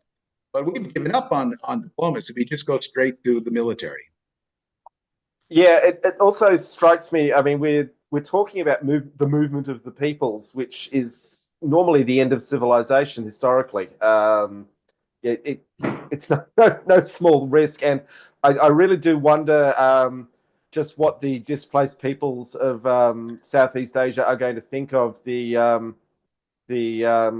Anglo outpost that decided to burn all the coal and gas to enrich fossil fuel companies. Think of the end of the Bronze Age and the movement of the Sea Peoples, John. Well, yeah, or the end of the Roman Empire. Yeah, but there aren't many pretty parallels to look at. No. End of the Bronze Age. Yeah, I like that one. Yes. And this is what the government is not realizing because of climate change, the security situation with climate change, is that the government's main or primary rationale for existing, the reason why Australians bother to have a government, is to provide for security. And they're failing to address the most important and most decisive threat to Australian security, which is climate change.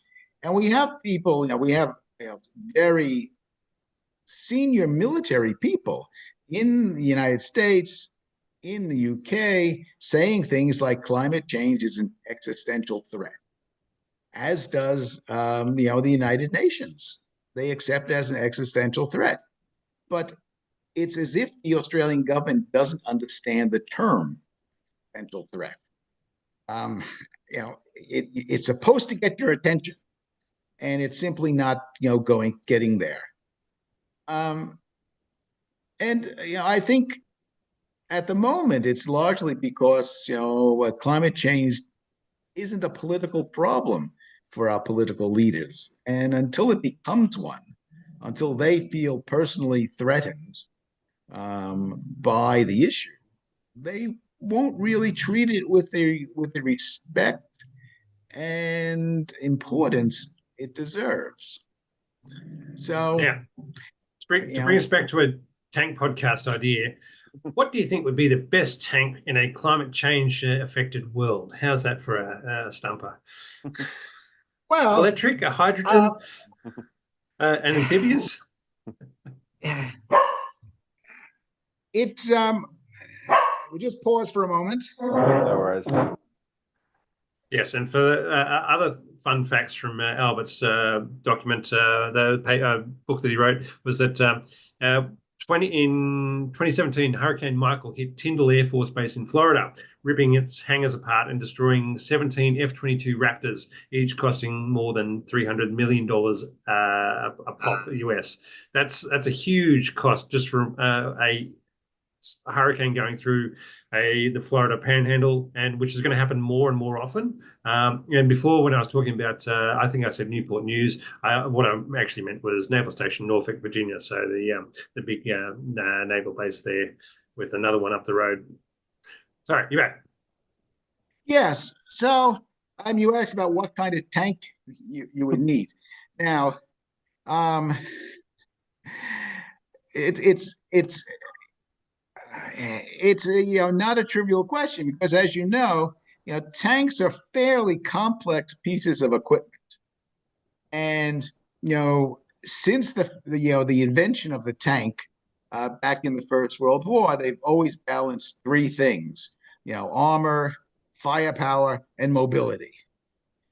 And the world has only gotten more dangerous on the firepower side, so it's still going to have to be a heavily protected, both electronically and passively defended, piece of kit.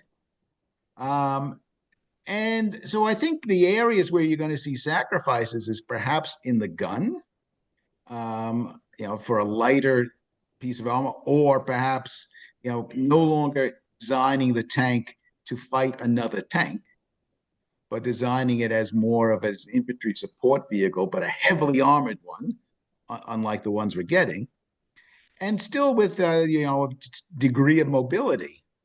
So So the Because, Chinese T-15, we want to say, or the American M10 Booker? well, the Booker is looking, reasonably good to fit that role, because there are now other ways to deal with an enemy tank, and as you know, no Australian tank has ever fired a shot at a hostile tank. It's just has never happened. We use it as an infantry support vehicle, and perhaps that should be our main focus. Because if the Australian government decides to send us into a regional partner's territory, or a regional partner asks for military assistance, um, the army is going to need tanks. You're not going to send soldiers into a hostile battle space without protective armor. Um, Not without expecting a lot of them to die, which, that could be the outcome. But you're going to need some kind of heavily armored vehicle. Whether that is an Abrams, well, that's a different question. And the Abrams was bought for very specific reasons, because, we wanted what the Americans had and what Makes us their less main likely, battle tank as John was. keeps saying, makes us less likely to get shot by the Americans if we're driving their tanks. Yes. So, It helps. Every little bit helps. yes. But the same thing with all other kinds of equipment. They're going to have to be optimized, for not for naval warfare, which is what we're doing now. We need to be optimized for fighting on the land against masses of people, in very dangerous situations, because people are going to get very desperate as climate change worsens. And desperate people, do what it takes to survive. And that generally means, a lot of violence. And, we're not prepared for that future. We're still stuck in this age where, the ADS mentality is that, we have total battle space clarity, we have air power supremacy, we can drop bombs, and maybe we'll lose one or two guys or gals, but basically it's just bad guys that die.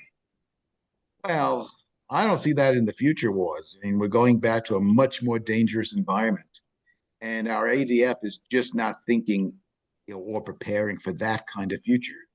We're preparing to be a colonial part, a colonial contingent, helping the Americans in a war with China, which just doesn't seem like the future for me, or it doesn't seem like a future you would want, you know, and which you would want to avoid through diplomatic initiatives. Yeah, it's an interesting one. I mean, obviously the Chinese naval buildup is very real, and they're not spending all that money for nothing. But as you note, avoiding that conflict would be the smartest thing we could do. And yeah, I mean, even just within Australia, if we're talking, in 50 years, the polar ice sheets are gone. That's a 90-meter sea level rise. That's the whole populations of Sydney and Melbourne internally displaced as a Yep. nation. Canberra, on the other hand, is one of the most resilient cities for climate change. Thank you very much. Yeah, but when Yes, the populations of Sydney and Melbourne come up the road looking for shelter and food, it's going to get tricky. yes, it would be a good idea for the government to perhaps start dedicating some thinking and some resources to building resilience. You know, they've allowed the crisis to come, and now they need to. The only way to, we can't solve it, we can't prevent it, so we have to mitigate it. And yeah, you know, whenever I fly, up to Brisbane and I pass over the Gold Coast, I look down at all those people living on their canals, and I think, where are they going to be living in 20 years? Like, I can't see them living there.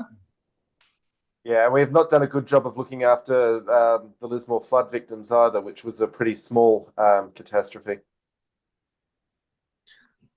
All righty. I think we might look to wrap it up there. Albert, is there anything you want to, final words you want to provide us? Look, and I want to say that while it's pretty bleak and dark looking forward, there are opportunities for us if people start making the hard choices and stop saying, bowing down to the cultures that have been there and done that and just want to maintain the status quo. So we have to actually start making some changes, my thoughts. But I'll leave it up to you to finish it off. Yeah, yeah. You're absolutely right, Rob. The status quo cannot be the future.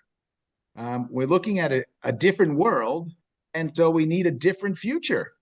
And it's fundamental as that, because if you continue insisting that the world is changing, but we don't have to, well, then you're gonna probably die. And I'm not trying to be flippant. I'm just saying that's the reality. When you make the wrong decisions in a crisis, the outcome is generally unfavorable to your existence. And so our government needs to start, treating climate change with the respect and the fear it deserves. And unfortunately, so far, we see nothing like that happening. Well, thank you very much for your time, Albert. Yeah, John, Rob, it's a pleasure to talk to you, and I look forward to chatting again.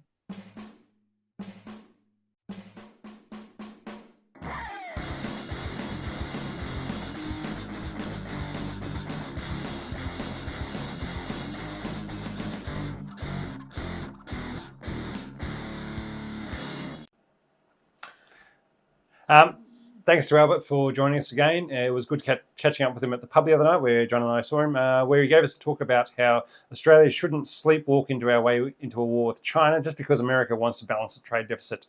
You can find his book, Climate Change and National Security Implications for the Military, online at armyupress.army.mil as a free read. And it will be in the comments on any place you're seeing this. I just want to note that, yes, we were in the pub with Albert on Thursday night. It was the first time I'd actually met him in person.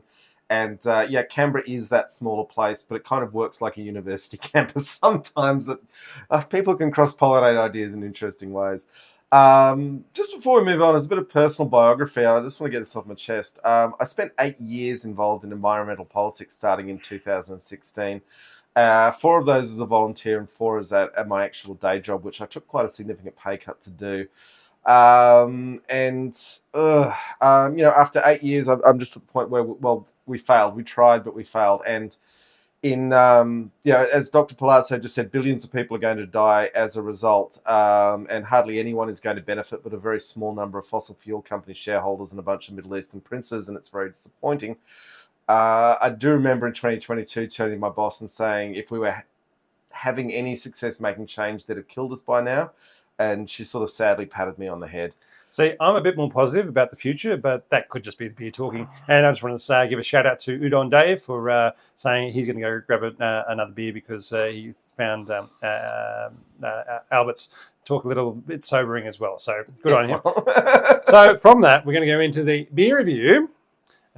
Yes, have you finished? No, we're doing the patrons. Oh, okay. Yeah. Patrons. Yeah. And then we're going to the beer review. Don't worry, boys and girls, there is beer involved. Yeah. Our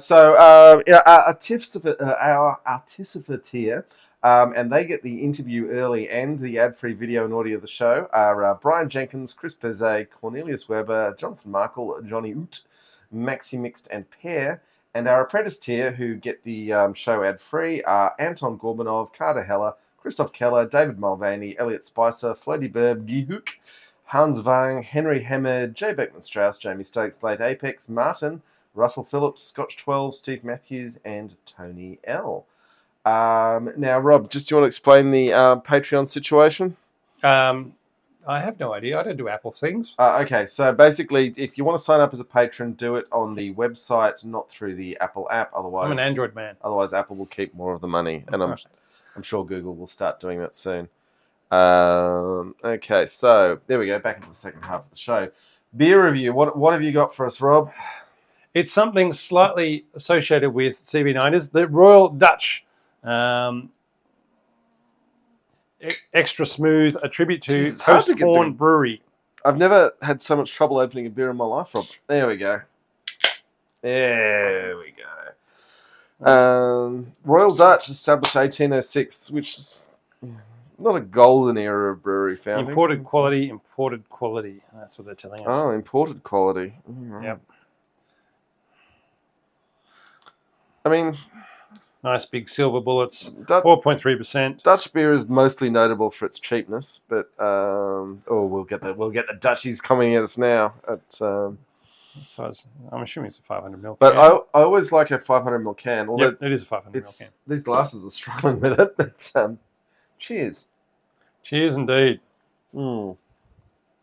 Premium lager. Now, while we're absorbing just before we review it, Oz Armour Fest 2025.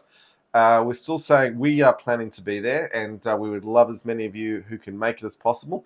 You will get to ride around in tanks. That's not us related. That's the Australian Museum of Artillery and Armour do the rides. But we will guarantee we will have nights in the pub every night of the festival. There will be beer involved as well. There'll be a lot of beer. There'll be a lot of conversations. There'll be a lot of talking crap, and you'll probably be home by 10 p.m. to be able to get a good night's sleep to be able to go out and ride tanks. Ride more tanks. Yeah, and drink more beer. Yeah. Yeah. So that's good. Yeah. And it's in Cairns, which is a lovely place in Northern Australia. On the Great Barrier Reef, there's lots of other things to do if you're booking for a week in Cairns and travelling to be there. Yeah, exactly. There is a lovely rainforest, Daintree is up there, and all sorts of fun stuff going on. Anyway, what do we think? It's you know what? As a cheap lager goes, I hope it was cheap. It's a good lager in a big can. It's a good lager in a big can. Yeah, it's nice and cold. It's got a certain flavour to it that I'm not sure. I think that's what we call noble hops in the industry. There you go. Which just means the hops you use in lager. But anyway, I'm liking it. I could drink more of it. If someone brought a case of it over. Well, there's another can, so we'll be having it later. All right, nice one. So as we said, Oz Armour Fest is the last weekend in August 2025. I want to say 26 to 29 of August, but yeah, something around there. But we'll be up there. We'll be having some fun, and we'll be riding around in tanks. And maybe even making some videos and talking to people. We'll definitely be making videos. We'll definitely be talking to anyone who wants to talk to us, yeah. which can be a small group. We have been told to watch our backs, but I'm not sure if that's this one or Tank Fest in Bovington. Who knows? We'll get to comments later. Now we're going on to Strike Master on Bushmaster. Yes. But when are we going to get the Master Blaster? Well, they missed an opportunity here with that naming, didn't they? I know. So Strike Master is a new, Australia's looking to get truck-launched 250-kilometre range Strike Master missiles rather than the more expensive Lockheed Martin-produced HIMARS, which everyone thinks is the bee's knees. But Defence is worried about the high cost. We're already seeing defence programs cut to pay for the subs that we're never going to get. And lack of sovereignty with the US-made technology, i.e. Orange Man might say no. He's not selling these things off because he needs them all for himself. And the long acquisition times given to numerous other nations have ordered the HIMARS. So we might be long down the list of who gets what and who's paying how much for it. Because Australian governments are surprisingly bad at negotiating contracts for getting things because we just say, we just like to be included, I feel like. And surprisingly, the missiles will be built, the new Strike Master missiles will be built in the electorate of the Defence Industry Minister. Who could have guessed that? Well, Rob, I'm sure he was suitably recused from all decision making, and it's completely above board. I also want to note these Strike Master packages are bolted onto a Bushmaster, which is meant to be a troop carrying truck, and I'm all for vehicle commonality and chassis commonality, but we're buying a lot of other weird stuff like Boxer and Hawkeye. And then it's like, so we've lost that commonality anyway. And I do think MRAP protection is not needed on a missile carrier because you're not taking them into contested counterinsurgency situations. So that's problematic. The other thing is these are meant to carry naval strike missiles. And basically the Army wants to get into the naval strike game because obviously the Navy is already in naval strike. And the Air Force in Australia does a lot of naval strike between the Super Hornets and the P8s, which, the 737s modified for naval warfare. So the Army wants to get in, but what the hell a truck sitting in a bush block somewhere near the coast is meant to contribute because it can't see the ships 250 kilometres out to sea. So it's the targeting is a problem, and even if someone is giving them a coordinate of a blip on a radar, it's like, who have you checked if that's a fishing boat or a cruise ship? I think their job is just to push the button and let somebody else figure out those bits. Yeah, it's If you once you're mainly on the back of trucks, it's no longer you're taking it out of the strategic realm and putting it into the operational / tactical realm and saying, yeah, you just push the button, buddy. But this comes back to the issue that, yes, you can put a naval strike missile on a truck and you can park it somewhere near the coast and it can be given a targeting solution and fire, but something has to go out there and find and identify the target in the first place, and it's almost always a better idea. I know we're a long way off tanks here, we're well out at sea. It's almost always a better idea to put the missile on the vehicle that's going out to look. Naval theory has been evolving this way for a very long time. Having a truck that could, in theory, fire a missile if anyone told it where to fire is... yeah, but that's what satellites are for, unless it's cloudy. Unless it's cloudy. Or you're not looking in the right place, because the sea is quite large. Is it? Is it really? I mean, it's 70% of the world? I mean, yeah. Anyway, yes. Syria. Yes, so things have gone to hell in Syria very quickly. Everyone thought that conflict was a bit quieter, but no, it turned out that when you blow the thumbs and balls off all of the Hezbollah leadership, you'll see the Al-Qaeda offshoot supported by the Turks rampaging across the countryside. Plus, there are free tanks available sitting on the roadsides outside Aleppo and Homs and all sorts of other places where the Syrian army just left them. Yeah, oh yeah, there's great YouTube videos of people saying, here's me in front of this tank. It's been abandoned, and I'm just going to climb into it and start it up and drive it away. And that's what they do. Now, Alexander Vlad, a good friend of the show, has joined us. Welcome back. Yes, just want to say, he says we've got to do an episode about technicals. The T-55 episode does have a legit interview with a former T-55 commander in Syria. So if you wanted to have a view of the Kurdish side of that things and how you steal a tank, strongly recommend if you haven't listened to that episode already. That's not a Hilux, though. It's not, but it's a T-55, man. It's an actual tank. Anyway, my point largely... he's talking about the TR-85 that he's saying, thanks for us, the Romanian bit. We've already got his comment thanking us for that coming up. Yeah. So I was saving that. All right, martial law in South Korea. Yes. Wasn't that fun? Yeah, that was unexpected. Nobody saw that this week. The reason I just threw this in there is that what's coming out is that the South Korean troops who were brought onto the streets by their president's weird declaration of martial law to fight an unspecified threat, they were lied to and told that the North Koreans were attacking, and that that's why they were being mobilized and sent out. And this is a problem that... dare I say it, all militaries around the world are going to face, is verifying whether the civilian government, or a part of the civilian government, is telling them the correct things. And this is not necessarily tank-related, although tanks are involved, a big problem. And I think we'll just move on from that at that point, because no one actually understands what the hell happened there. No, but the main thing is that it very quickly got turned around and... But you can only do that in a country that's very small geographically, because... unless Parliament's actually sitting. Yeah, but all the parliamentarians were able to get to the building and start voting this thing down. Yeah. Right, before they got arrested by the military. Yeah, and start making phone calls to military leaders saying, are you really doing this? And they're like, no, we thought the North Koreans were attacking. Okay, and also the French government has collapsed, and France has a lot of problems. And anything particularly tank-related you there, Rob, other than... well, there's no tractors involved in filling up the streets, so but basically they just... Macron's got to find a compromise buddy prime minister, put him forward or put them forward and see if they can... whether or not they'll end up with they've just gone from a centrist government, whether or not they'll end up with a left-wing government supported by the centrists, or whether they'll end up with a right-wing government with Marine Le Pen's right-wing government as prime minister supported by the centrists. Who knows? I mean, France has a big problem in that their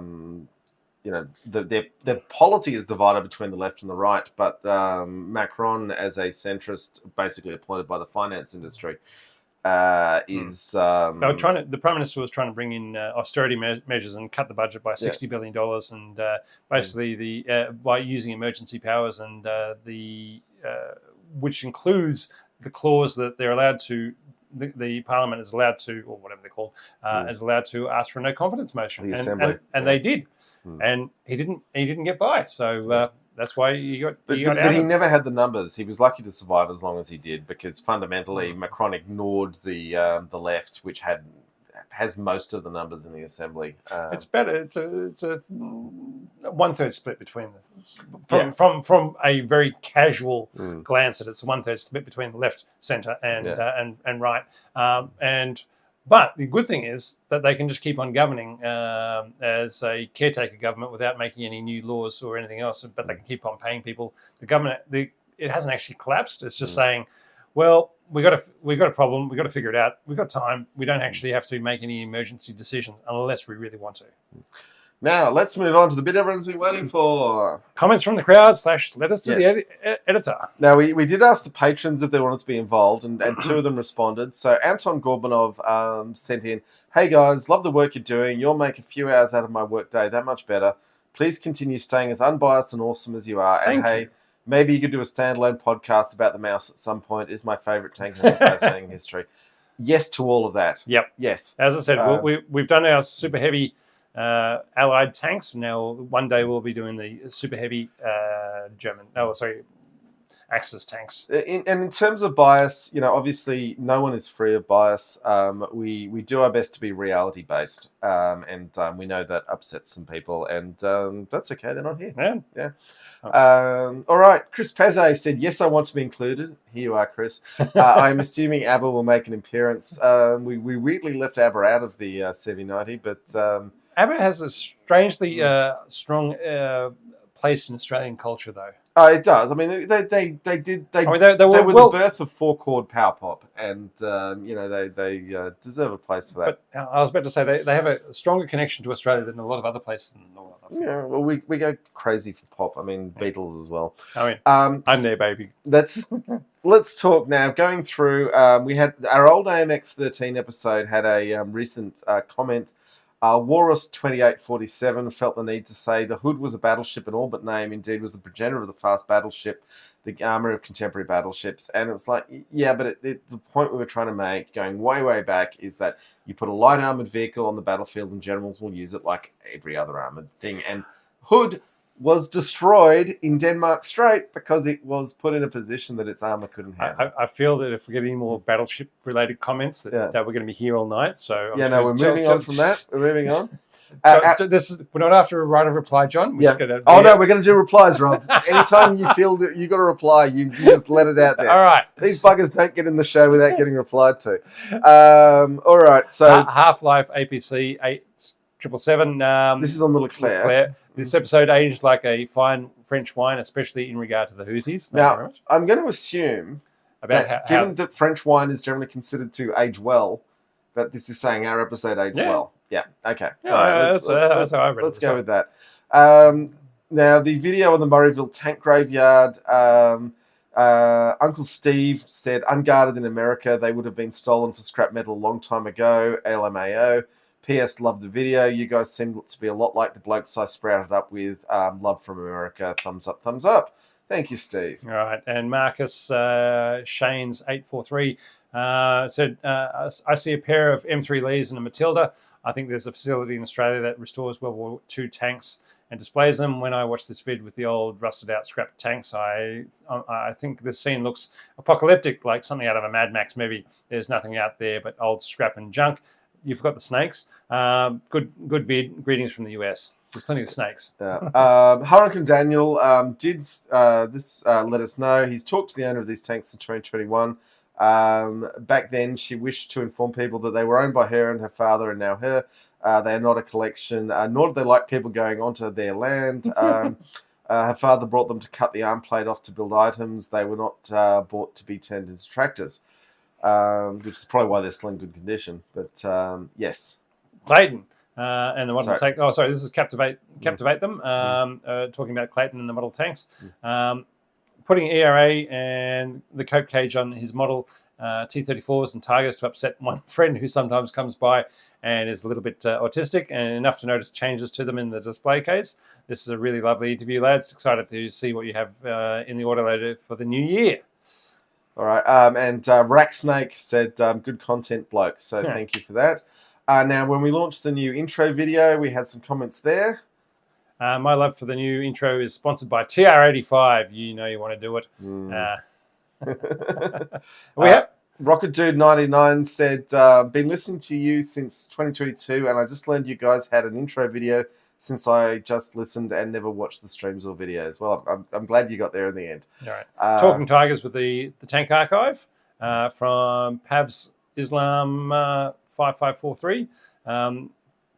I think that if you take a person that knows nothing about tanks, tell them to draw one, about 90% of them would draw something like a T-55 with a simple pentagon-shaped hull profile and a hemispherical turret. I agree. We could actually do a project on getting people to draw what they think a tank looks like, but I agree that would be a popular one. Yep. Now, we're getting into our episodes. The T-64, we had Open Sovic, just watching the part where you call the Azov Brigade Nazis. This is hilarious, but the whole episode is very good and precise in the details. P.S. Why Russian Tsar hasn't any trouble with Sweden and Finland joining NATO? It's their western borders of Russia. Anyway, so a Ukraine enthusiast there. That's fine. Forgotten Armor with Jack Bauscher from Medi833. Always a great show, even though I do not always agree. Great guest, and we'll be getting the book. There was a driving course in Fort McCoy, Wisconsin, that was called the Burma Road, and it was the scariest driving course I've ever experienced. Luckily, I was a very experienced driver and knew the balance of the M60A3 well. I wonder how the author feels about a comparison with Russia's Manchuria armor operations. We should possibly ask them. Anyway, we don't expect everyone to always agree with us, and over time we would disagree with each other. But look, guys, we're not experts. We're happy to share our opinions and let other people share theirs because we are enthusiasts. Yes. The Ontos episode. The beer that makes us do it. Brandon makes stuff. Still on the line, Brandon. Anyway, said, I think this would be one of the most fun tanks to own. It basically has 6 giant potato guns or blunderbusses for all kinds of activities. I actually have 2 flechettes from this rifle in my eyebrow. So, good stuff, Brandon. I'm not sure how that happened. Did you headbutt it and keep going? All right, the T80 episode from Tom Bird 320. Nice info on the T80, but as I have noticed, your episodes are becoming more and more bloated with John's political opinions. Stick to tanks, guys. Why don't my political opinions not come across? I feel like we've added more of your political opinions in the last year, Rob, so hopefully they're happier that there are just more political opinions. And we do have a series of Tanks Are Always Political t-shirts now on the Redbubble store, which are getting increasing sales. It's very nice. Oh, I definitely got them. From Ian Noodlings. I love the podcast on Spotify. The T80 is truly a staple tank in modern conflict. I would ask what the main methods are for your guys' research for such a long-winded presentation such as this. Currently, I'm putting together a presentation for myself for a university about the defensive capabilities of the T80 from a statistical perspective. I've done some looking myself, but I would be interested to hear your insight on the main battle tank research and public records. We kind of make it up as we go along. Well, so we look at the Wikipedia, we look at the sources, the Wikipedia sites, we look at Tank Encyclopedia a lot, we look at what's on YouTube by other people, and then we also have a significant base of knowledge that we are coming from. And then if there are things that are hazy, which is always a warning sign, we look into those. If you're wondering, but we are entirely open source and do not ever draw on classified material. That would be fun, though, wouldn't it? No. We're not a War Thunder forum. No, we're not a War Thunder. But yes, we have fun, which basically it's something we enjoy. We like to study up on it and put together, and then we get to talk about it and drink beer and hang out with all of you and us. Janes. I don't know. I do look at Jane's every once in a while, but I haven't looked at... Jane's is expensive. Well, I do have an account at work that I can look into. You should. I should. As I said, I look at it every once in a while. Let's move on. All right. Yasha Ashari, 7055. I trust your understanding of the T80 is better than Russia's politics and history. Sounds like a Russian. It probably is. Spotify. Sinead Flan, yeah. 1977. I'm a big fan of Russian tanks, and this one is no different. Keep making them. I'll let you do that one. So we got a lot from this Villos, and the name goes on. Where do you guys live? Because the background is a museum from the Netherlands, am I right? And this was when the Totally Tanked logo was did have it's what Rob's... No, that's the old shirt. That's the other shirt. It's the other shirt. That's the one I was wearing in the video with Albert. It was a Leopard 2 in a Netherlands museum. You were correct. All right, so Rick's Mafia says, this tank FUX... Not sure what. You should think a hybrid turbine to fight batteries for tea time and being extra sneaky. Just a thought. Well, he's right. It is right. I mean, you can heat up your... or an auxiliary power unit, which the Americans had in World War II. But, and their new Abrams version that has a hybrid engine. Nice and sneaky. Yeah. From Paul Stewart Johnson. I personally love this episode. Just wish that you guys would upload more often. Great work to keep it up. I'm not sure our livers would be able to take that much more often. Posting frequency is something we think about, but it has to be sustainable. Sebastian said we are informative and funny, and thank you, Sebastian. Thank you. Yes. So the Chaffee only had Spotify comments. Adam said 6 months ago, listening to the comments. Could do an episode on tankettes and just cover a bunch in one. Also, wheeled French vehicles. When? We'll have to run out of a lot of tanks. Well, I was about to say, we'll get there. Don't worry, we'll get there. Pringle guy, how about the Jag Panther? Jag Panther rather than Jag. Yeah. Is there a different? Probably. Yeah. Sinead Flan back again. Watch the Bridget Remigan. It's got loads of Chaffies. Yes. Did we mention that? No, I think we talked about the Chaff. I think we talked about the Chaffies fighting Godzilla more than anything. True. That could have been it. Cove, nice light tank and a great podcast. I'll leave a 5-star review. Now we all know 7-star reviews, boys and girls. But five is the correct number of stars. Leave some reviews, whatever platform you're listening on, and go nuts. 5, yes. Andre, what's his question there, Rob? Could you do like a CV-90? Love your podcast. Hey, this is your episode, my friend. Please do something Finnish next. You know what? CV-90 also Finnish. That's for Juhani K. It's a Finnish name. Yeah. We can't handle that. Yep. Scandinaviator said, please do an episode on some Swedish Norwegian tanks like CV-90-120 or something. Love your stuff. Keep it up. This episode is dedicated to you. From Scribble, sorry. Just wanted to say, love your podcast. Probably love to hear you talk about the BT series, especially the BT-42 with Finland. That's one for the future. We'll take that on board. Yep. KS said they need to do one on the Panther 2. We'll get there one day, but that's. I think we kind of covered it with the Panther episode. Yeah, there weren't that many made or used. Well, it didn't happen. I mean, it's just they thought about it. Mm-hmm. And said, we're just going to upgrade the Panther rather than muck around with this Panther 2 stuff. Mm-hmm. SJP said, hello, fantastic episode. And I really enjoy the interviews. Could you do an episode on the CV-90 family at some point? There we go. Just no one ever say we don't listen to what our audience says. Giving the people what they want. Mm-hmm. NOLA. What's NOLA stand for again? New Orleans, isn't it? Yeah, okay. Yeah. Avoiding religion and politics is always a good way to get more monetary support. Question mark. Question mark? Well, we don't need it that bad. So Villos noted the Chaffee is pretty fast. Yep. From Finn, Chaffee, good choice. I was waiting for this. Glad we sorted you out there, mate. Rick Sabanet, what? Gutter Snipe says you should do an episode on waterborne vehicles, fighting vehicles, whether my BMMC uncle in Nam or what in the surface effects boats with 30mm Bushmaster. Nelson times pattern. You want some Nelson time? Well, I mean, the PT-76. That's your episode on that. And then we get to the Type 99 episode from Reserva 120. That's Alan. Oh, is it? Oh, there you go. Fully tracked, big main gun, armoured turret. If Communist China's Type 99 driver gets out and makes a cup of tea, then there's an anti-communist Burmese freedom fighters, grabs a nearby RPG and shoots question. Is the Type 99 tank now an IFV? Freedom for all IFVs. Freedom for all IFVs. There you go. We can support that.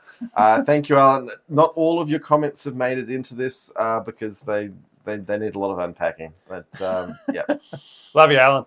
Mm-hmm. Right, CL49998. I missed this episode and watched it late. Nevertheless, thank you and and all contributions to the show podcast. Seriously, thanks. Tasman. Watch out for incoming communists in the chat. Looking forward to maybe a better tank than the Farda in the chat because they have access to better computer tech. Stay tuned. Way more produced, over 1200, is based on the T-72 design, in my opinion. The T-99 is a good fit for China, probably one of the best tanks out there of the evil red triangle autocratic countries. Its turret, though, for the Chinese Space Forces will still go high in the sky as the Russian ones. Good joke at the end there, Tasman. Princess Celestia 4907. Comrade Princess Celestia. Oh, Comrade. Oh, sorry, it was too long. One of my favorite tanks, the ZTZ-99A. Ned, this is on one of our t-shirts. This is probably the second best podcast in the Australian language. Love it, Ned. Thank Good work. you. Yeah, that's it. I mean, was Ned the provided that comment in the first place, or somebody else? I'm not sure of the origin there. Yeah, that was the first time I'd noticed it. But yeah. But we've taken that and we've run with it. The second best podcast, probably the second best podcast in the Australian language, because it's a bit like the old Carlsberg ad, probably the best beer in the world. And the Australian language just narrows it down nicely as well. If you say, well, look, we're not Hamish and Andy. We're not, those guys, you know, we're never going to be them. That's okay. Gabatron says, didn't listen to it all yet, but I'm sure it's amazing as always. We'd like to have an episode about the KV2 as well. Maybe one day. Beppy Lisa, you guys are doing great. Unrelated, but I'm from Canada and would like to see a Ram Sexton episode. Another idea I had was a naming convention around the Wood episode, but it might be interesting. Okay. Kevin, I love your show, guys, but I'm waiting with bated breath for the Abrams episode. Some recent details about the M1 in Ukrainian action would be icing on the cake. It's battle tested, so credit is due. It's our great white whale. It's out there somewhere. Oh, and that and the Panzer IV. Yeah, we did also long ago in a pub agree with Nicholas Moran, the chieftain, that we'd get him involved in the episode, which makes it more complicated. But because he's a long way away, it's not his fault. That's our fault for not organising it. But yeah, the Waldies. Nice episode so far, but there is a measurement for 10 centimeters. It's 1 decimeter. He is correct, but no one knows what that is, and that's our problem. I bet the French know. All right, from Zizor again, the Type 99 is good chains tank, has good armor, and good engine power. Yes, it does. Good work. On the Cromwell. Cromwell, which was our most watched episode last year. Mate, it was. I think it was all to do with... Was it last year? No, it was this year. It's this year. It was this year. Yeah. No, you said last year. Oh, sorry, in the year just gone. Yes, but it was. I think it was all to do with your history buff segment for the history of Oliver Cromwell. That was good, but also the way we unveiled what Viscount Morris had done to British tank production, I think was our real contribution to general knowledge there. Anyway, Baby Green said Oliver Cromwell's awesome. Alan said the John Half-Hour History is a great new addition. Maybe Rob will take a stab. Pithy and clean, but shockingly balanced and pro-human. Nothing more than vile, revisionist, socialist, awful, disgusting people. Still great show. Would like to know something more about the Cromwell turret mantle. Okay. Sexy Man said that, love that historical bit for Oliver Cromwell. I just started Mike Duncan's Revolutions podcast, and he starts with the English Wars. Highly recommend. Mr. Sakioko, W2F, you guys are great looking. Thank you very much. I was waiting for a horror show. Well, not this time. It's like getting a tank lecture from your friend's dad, me, and Jack Black, long-time Spotify listener, first-time YouTube watcher. Now, back when I was young, and Jack Black's first real screen appearance was High Fidelity with John Cusack. I look like John Cusack, not Jack Black, but I accept I have gotten older. But I would never throw my friend under a bus for making a joke that everyone was thinking, Jack Black, you suck. I'm thinking about the joke. Not saying it, though. Yeah. We'll move past that, but Jack Black sucks. And I am better than him. Not as rich, though. Pump Love 81. Delightful as always. Also a nuanced opinion about the Bradleys killing the T-90. As a proud Indian, I was getting worried for our Armoured Corps, but looks like they'll do all right. Yeah, I mean, they've got issues, but there's some very sound thinking, as you'd expect from a country like India, which has always done a lot of thinking. Michael Kenny said, has to be the dumbest, most ill-informed account of both the Cromwell and Normandy. Thank you, Michael. We appreciate your input. James Grantham 1264. After listening to you from the start, it's funny to see you in the flesh, so to speak. Always enjoyed the podcast, beer review, and general bloke talk. Well, we're all about bloke That's talk. what we're here for. Yep. Fox Mechanics says, I personally think the Cromwell is annoying in War Thunder because, one, its cannon is unreliable, its armor is absolute crap, and it's slow. And, sir, you don't need the War Thunder take on that. War Thunder represented it well. All right. Vizor again. The Cromwell is just like the Chaffee, but British. That's a good point. Finn said, finally, Cromwell, let's go. Now, Rob, what are we doing on beer? What's happening with the beer? What flavour would you like? More Dutch lager or VB? Let's stick with the Dutch. All right. See if I can get it open this time. All right. So, here it goes. On the C1 Ariete, Baby Green 162 says, to be honest, like it if it was more like a Fiat. Sexy Man 12360, with Poland buying hundreds of Abrams and K2, do you think they're going to start making their own homegrown tank designs anytime soon? No.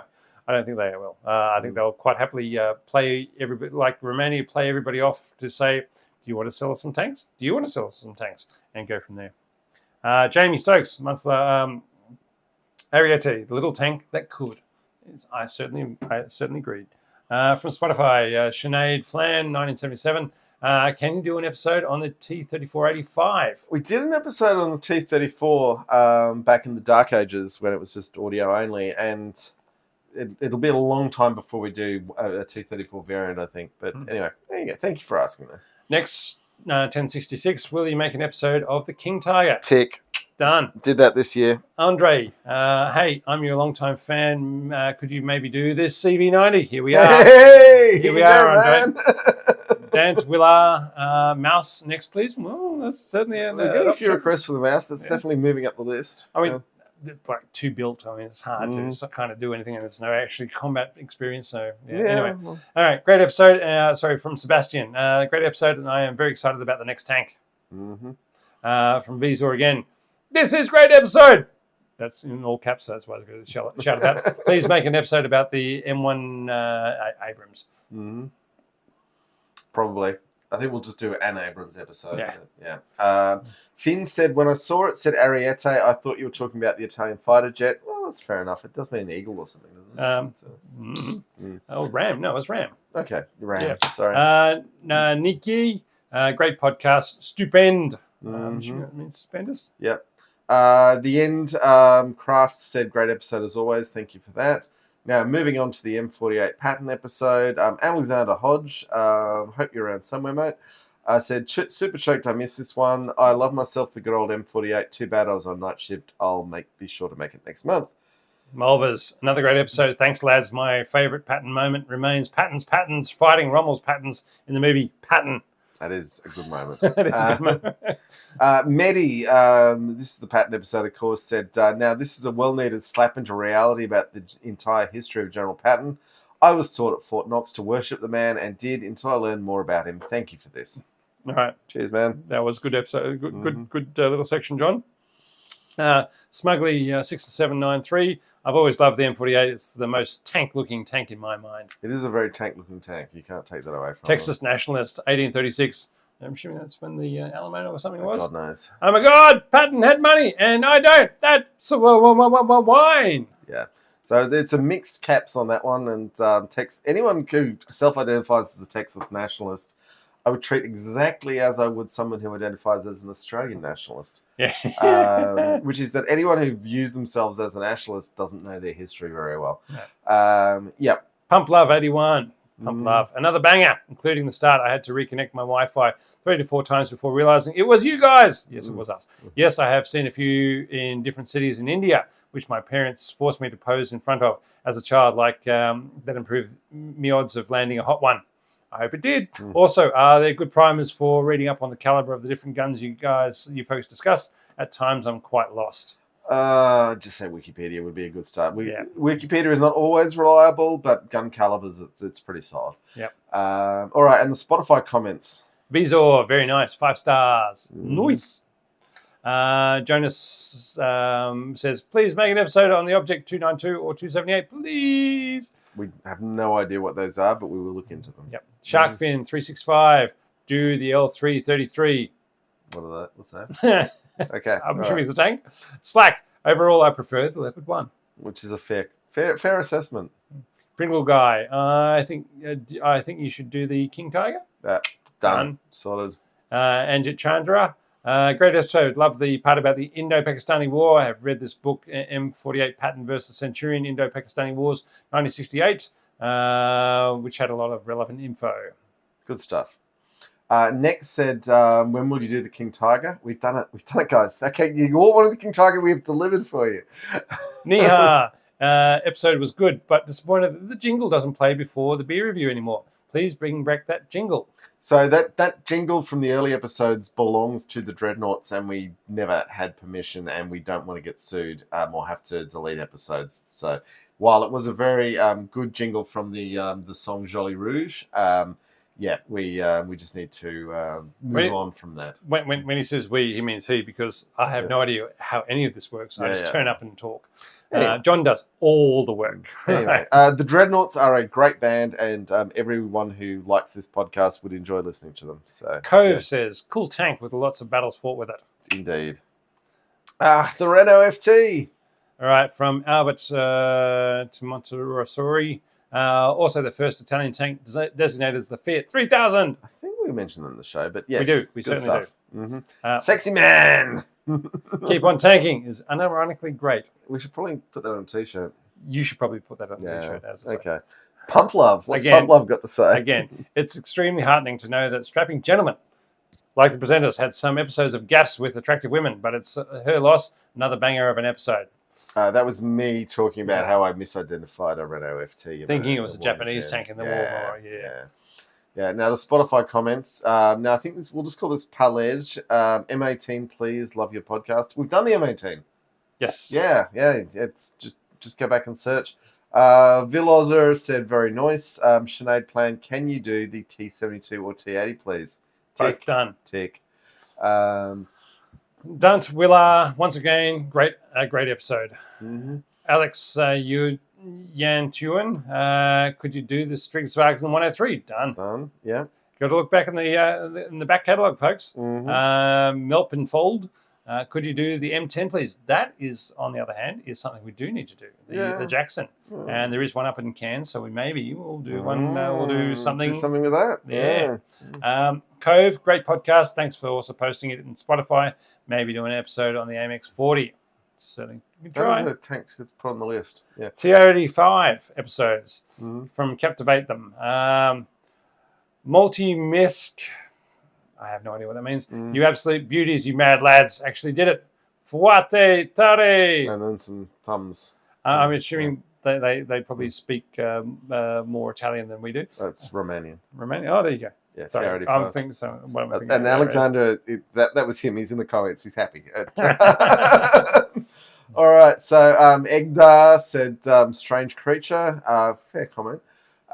Gabrielle Flame said, hey guys, up until this point, I've been following this program through the podcast on Spotify since the live streams are quite late for me in the Pacific Northwest.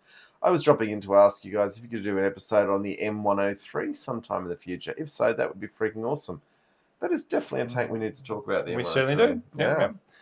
Ben Hovermail, you should do a podcast on the M109 Paladin or the German Weasel family. Both good choices. Weasel.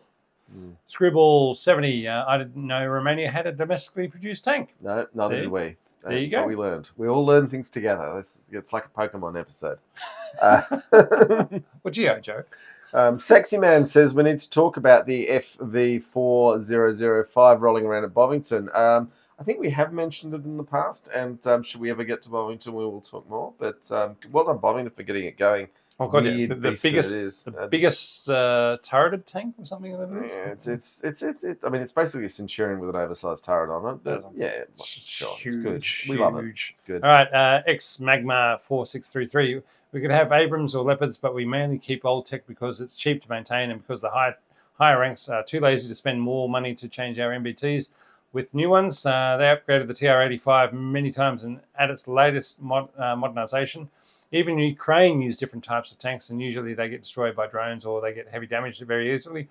So I think it's a big factor in our MBT's modernization because of the war footage. But maybe in a few years we will have Abrams. Hopefully with an anti-drone system.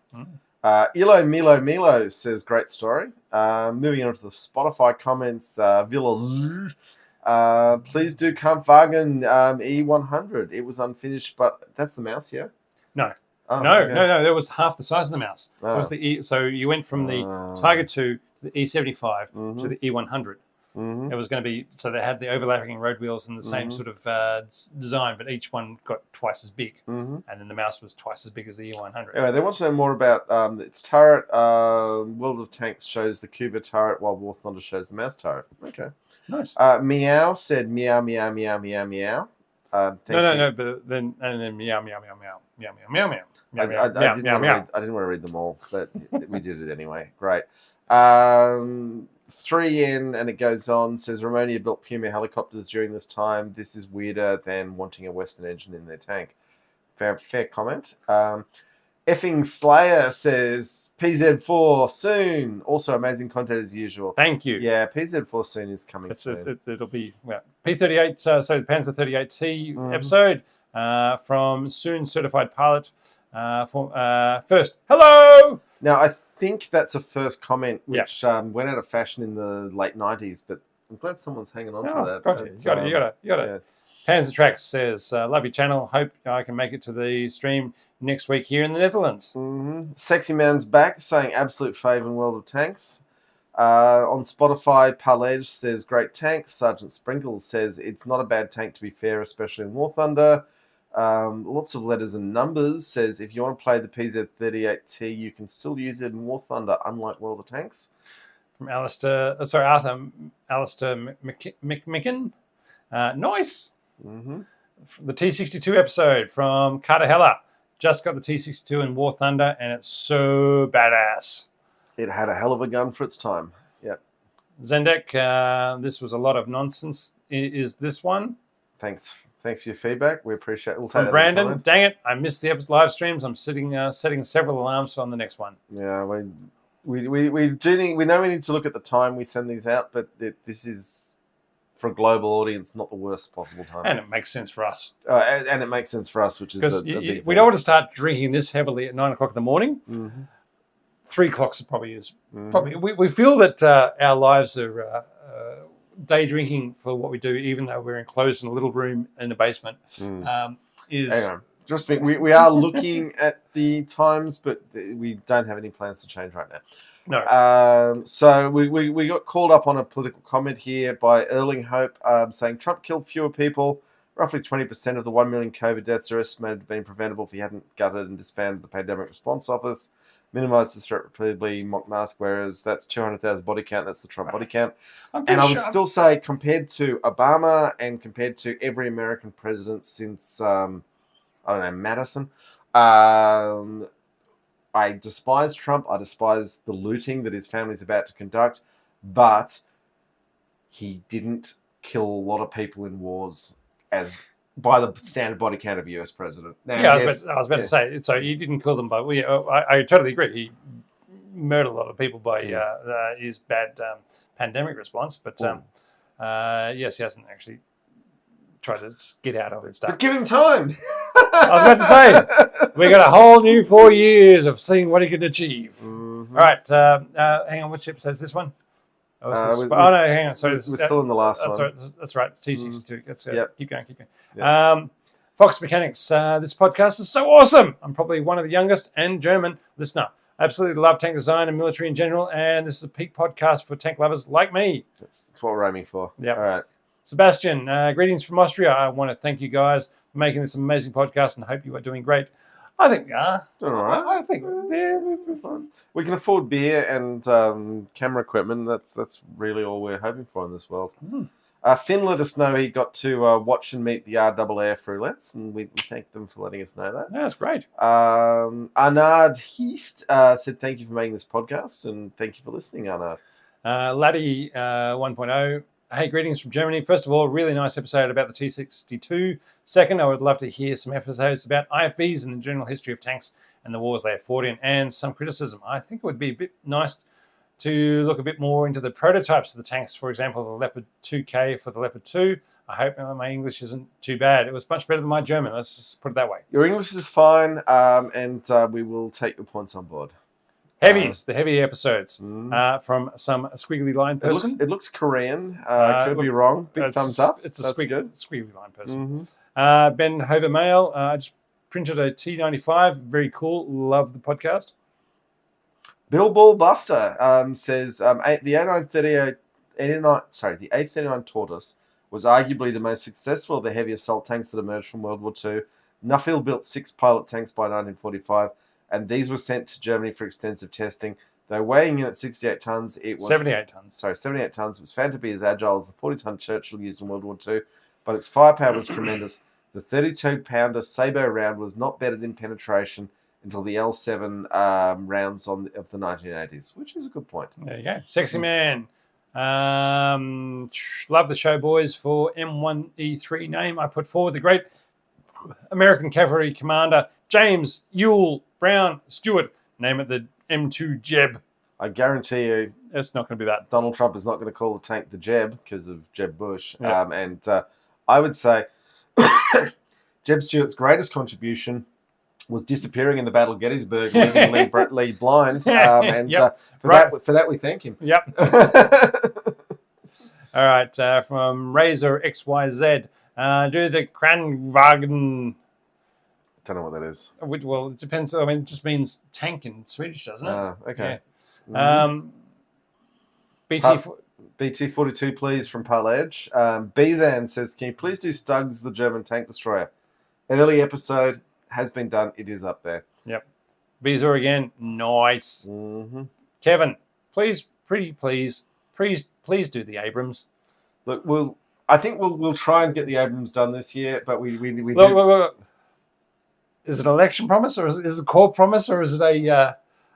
I'm just saying that we have a verbal agreement with the most famous person in tanktainment to work with us on that episode, and we need to. Well, if he turns up to Cairns, we're definitely going to bloody nail him down there. Yeah.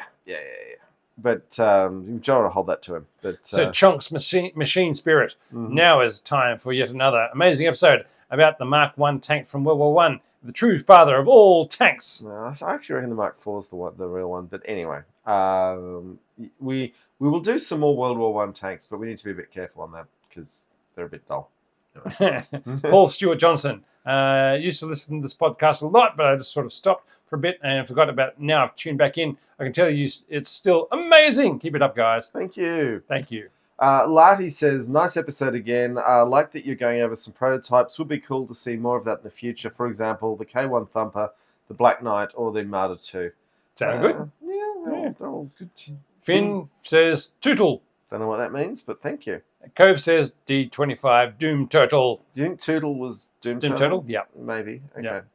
Enrico Chaffee says, I love tanks. My personal favorite is the T-34 58D. I don't know the 58s. I'm assuming it's meant to be the 85D, but anyway. Okay. Dan Twiller, once again, a great episode. Thank you. Tiger 2 episodes. We're coming down the end of the street for anyone who's still listening to us, so don't worry, we're not going to go on too much longer. We are 5 minutes away, 6 minutes away from our longest episode yet again. We could get there. We can get there. All right, from Baby Green. The Soviets apparently opted to progressively increase tank gun caliber because their AP shells tended to shatter when hitting armor above a certain velocity. That's one of the reasons why the IS-2 ended up with a 122mm gun instead of the 100mm gun. The APC round of the latter wasn't ready in time. Which is very true. Yep. But also, the Soviets realised that a big piece of high explosive will stuff a tank up. Just blow everything off the outside. Gaganator said, sound came out great on this one. I don't know what you did differently, but it worked. Tiger 2 was what the Germans needed. They didn't have enough fuel to make use of a greater number of tanks, much less mass-produced ones, which is a good point. Wi-Fi Soldier 5076, not exactly a tank, but could you please do a video on the French EBRC Jaguar? Is that the bomber? No, it's the wheeled one okay. with a turret and gun on it. I can't remember if it's a 105 or a 120. Stuart P. It'll be in War Thunder. Sure. And in fact, I think it's actually in World of Tanks as well. I have seen wheeled vehicles running around in World of Tanks and going, what the hell are these things? They're not tanks. What happens if you shoot the wheels? Hit points. You take off hit points. So they should just blow up. Which is why, War Thunder is different in that you probably can take out. They probably have run flat tires. Now, one of my favourite comments of the year, Stuart P. on this episode, talking about our interview with Mother of Tanks, said the Pershing in America is about defending the little guys. Moment was a little awkward for me, lol. And that was an interesting case of perspective where an American has a view, and it is an enduring quality in most Americans do like the underdog, and they view their own stuff in that lens. And I thought it was an interesting comment and an interesting moment of perspective. But I do think for Stuart P, it was like, oh, that's a weird way to look at things. Yeah. Sexy Man. Best podcast on the internet. Probably have a t-shirt that says that. with who wrote it? Yeah. Sexy Man. Sexy Man says, best podcast on the internet. Now, Brandon came in with another t-shirt recommendation immediately after that, saying a shirt saying King Tiger, the Big Kitty would be pretty fun. Yeah, we should probably do that. All right. Lawrence online in English says, Tigers are rubbish. All right. Snuggly City, I expected this one to be two self-proclaimed experts spouting nonsense in order to tickle their egos, especially when they started talking about Ukraine. But this is actually all good information. Don't worry, we are still two self-proclaimed, enthusiasts. Yeah. But we spout a lot of nonsense. Thank you, Snuggle City. We appreciate that you have taken the time to look at what we're doing and say, oh, they're not actually complete dickheads. Yeah, exactly. Yeah. More from Brandon, who's still on the line. Good stuff. Great episode. I learned things, as always. I never had good suggestions for real episodes, but for April Fools, I'm accruing a plethora. The Toyota Hilux, the Chechen Cybertrucks, and the Russian biplane tank, Ripsaw M5, and the Da Vinci tank. I'm not. Yeah, I think these will. We can do something with these. May not all be in the same year, but I can definitely think of. We can come up with a April Fool's type of things like the old Furphy tank. Mm-hmm. Now, Bizan said, "Do the VK36H, please." And that's a precursor to the Tiger. So, So basically, one of the it was. Jonas wants the VK3002. I don't know that one. Stuff. Finn says German tank development in a nutshell. Hans, we need it. Oh, sorry. So Finn said German tank development in a nutshell. Hans, we need a bigger transmission.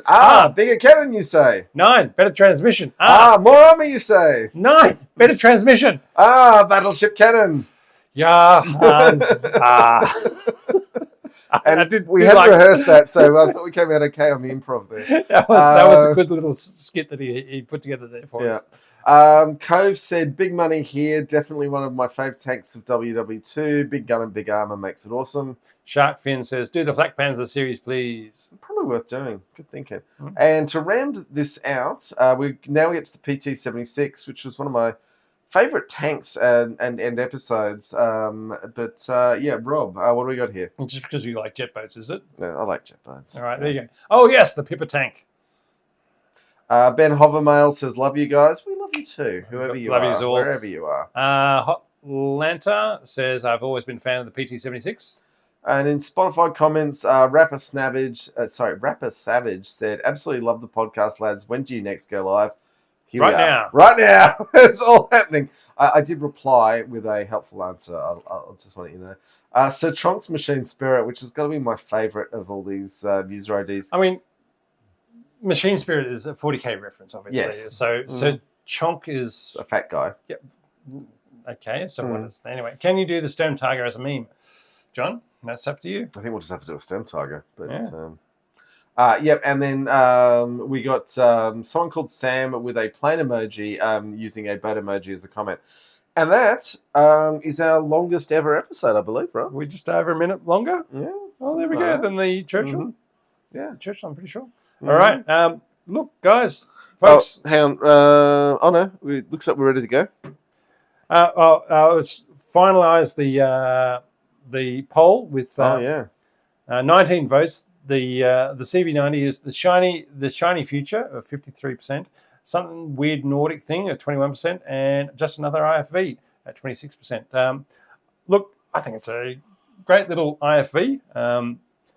And light tank. It is fundamentally a light tank. It is. Yeah. But and I do love a lot of the concepts and stuff that they're trying to do with it, and saying, "Wow, that looks really cool." Especially the adaptive camouflage.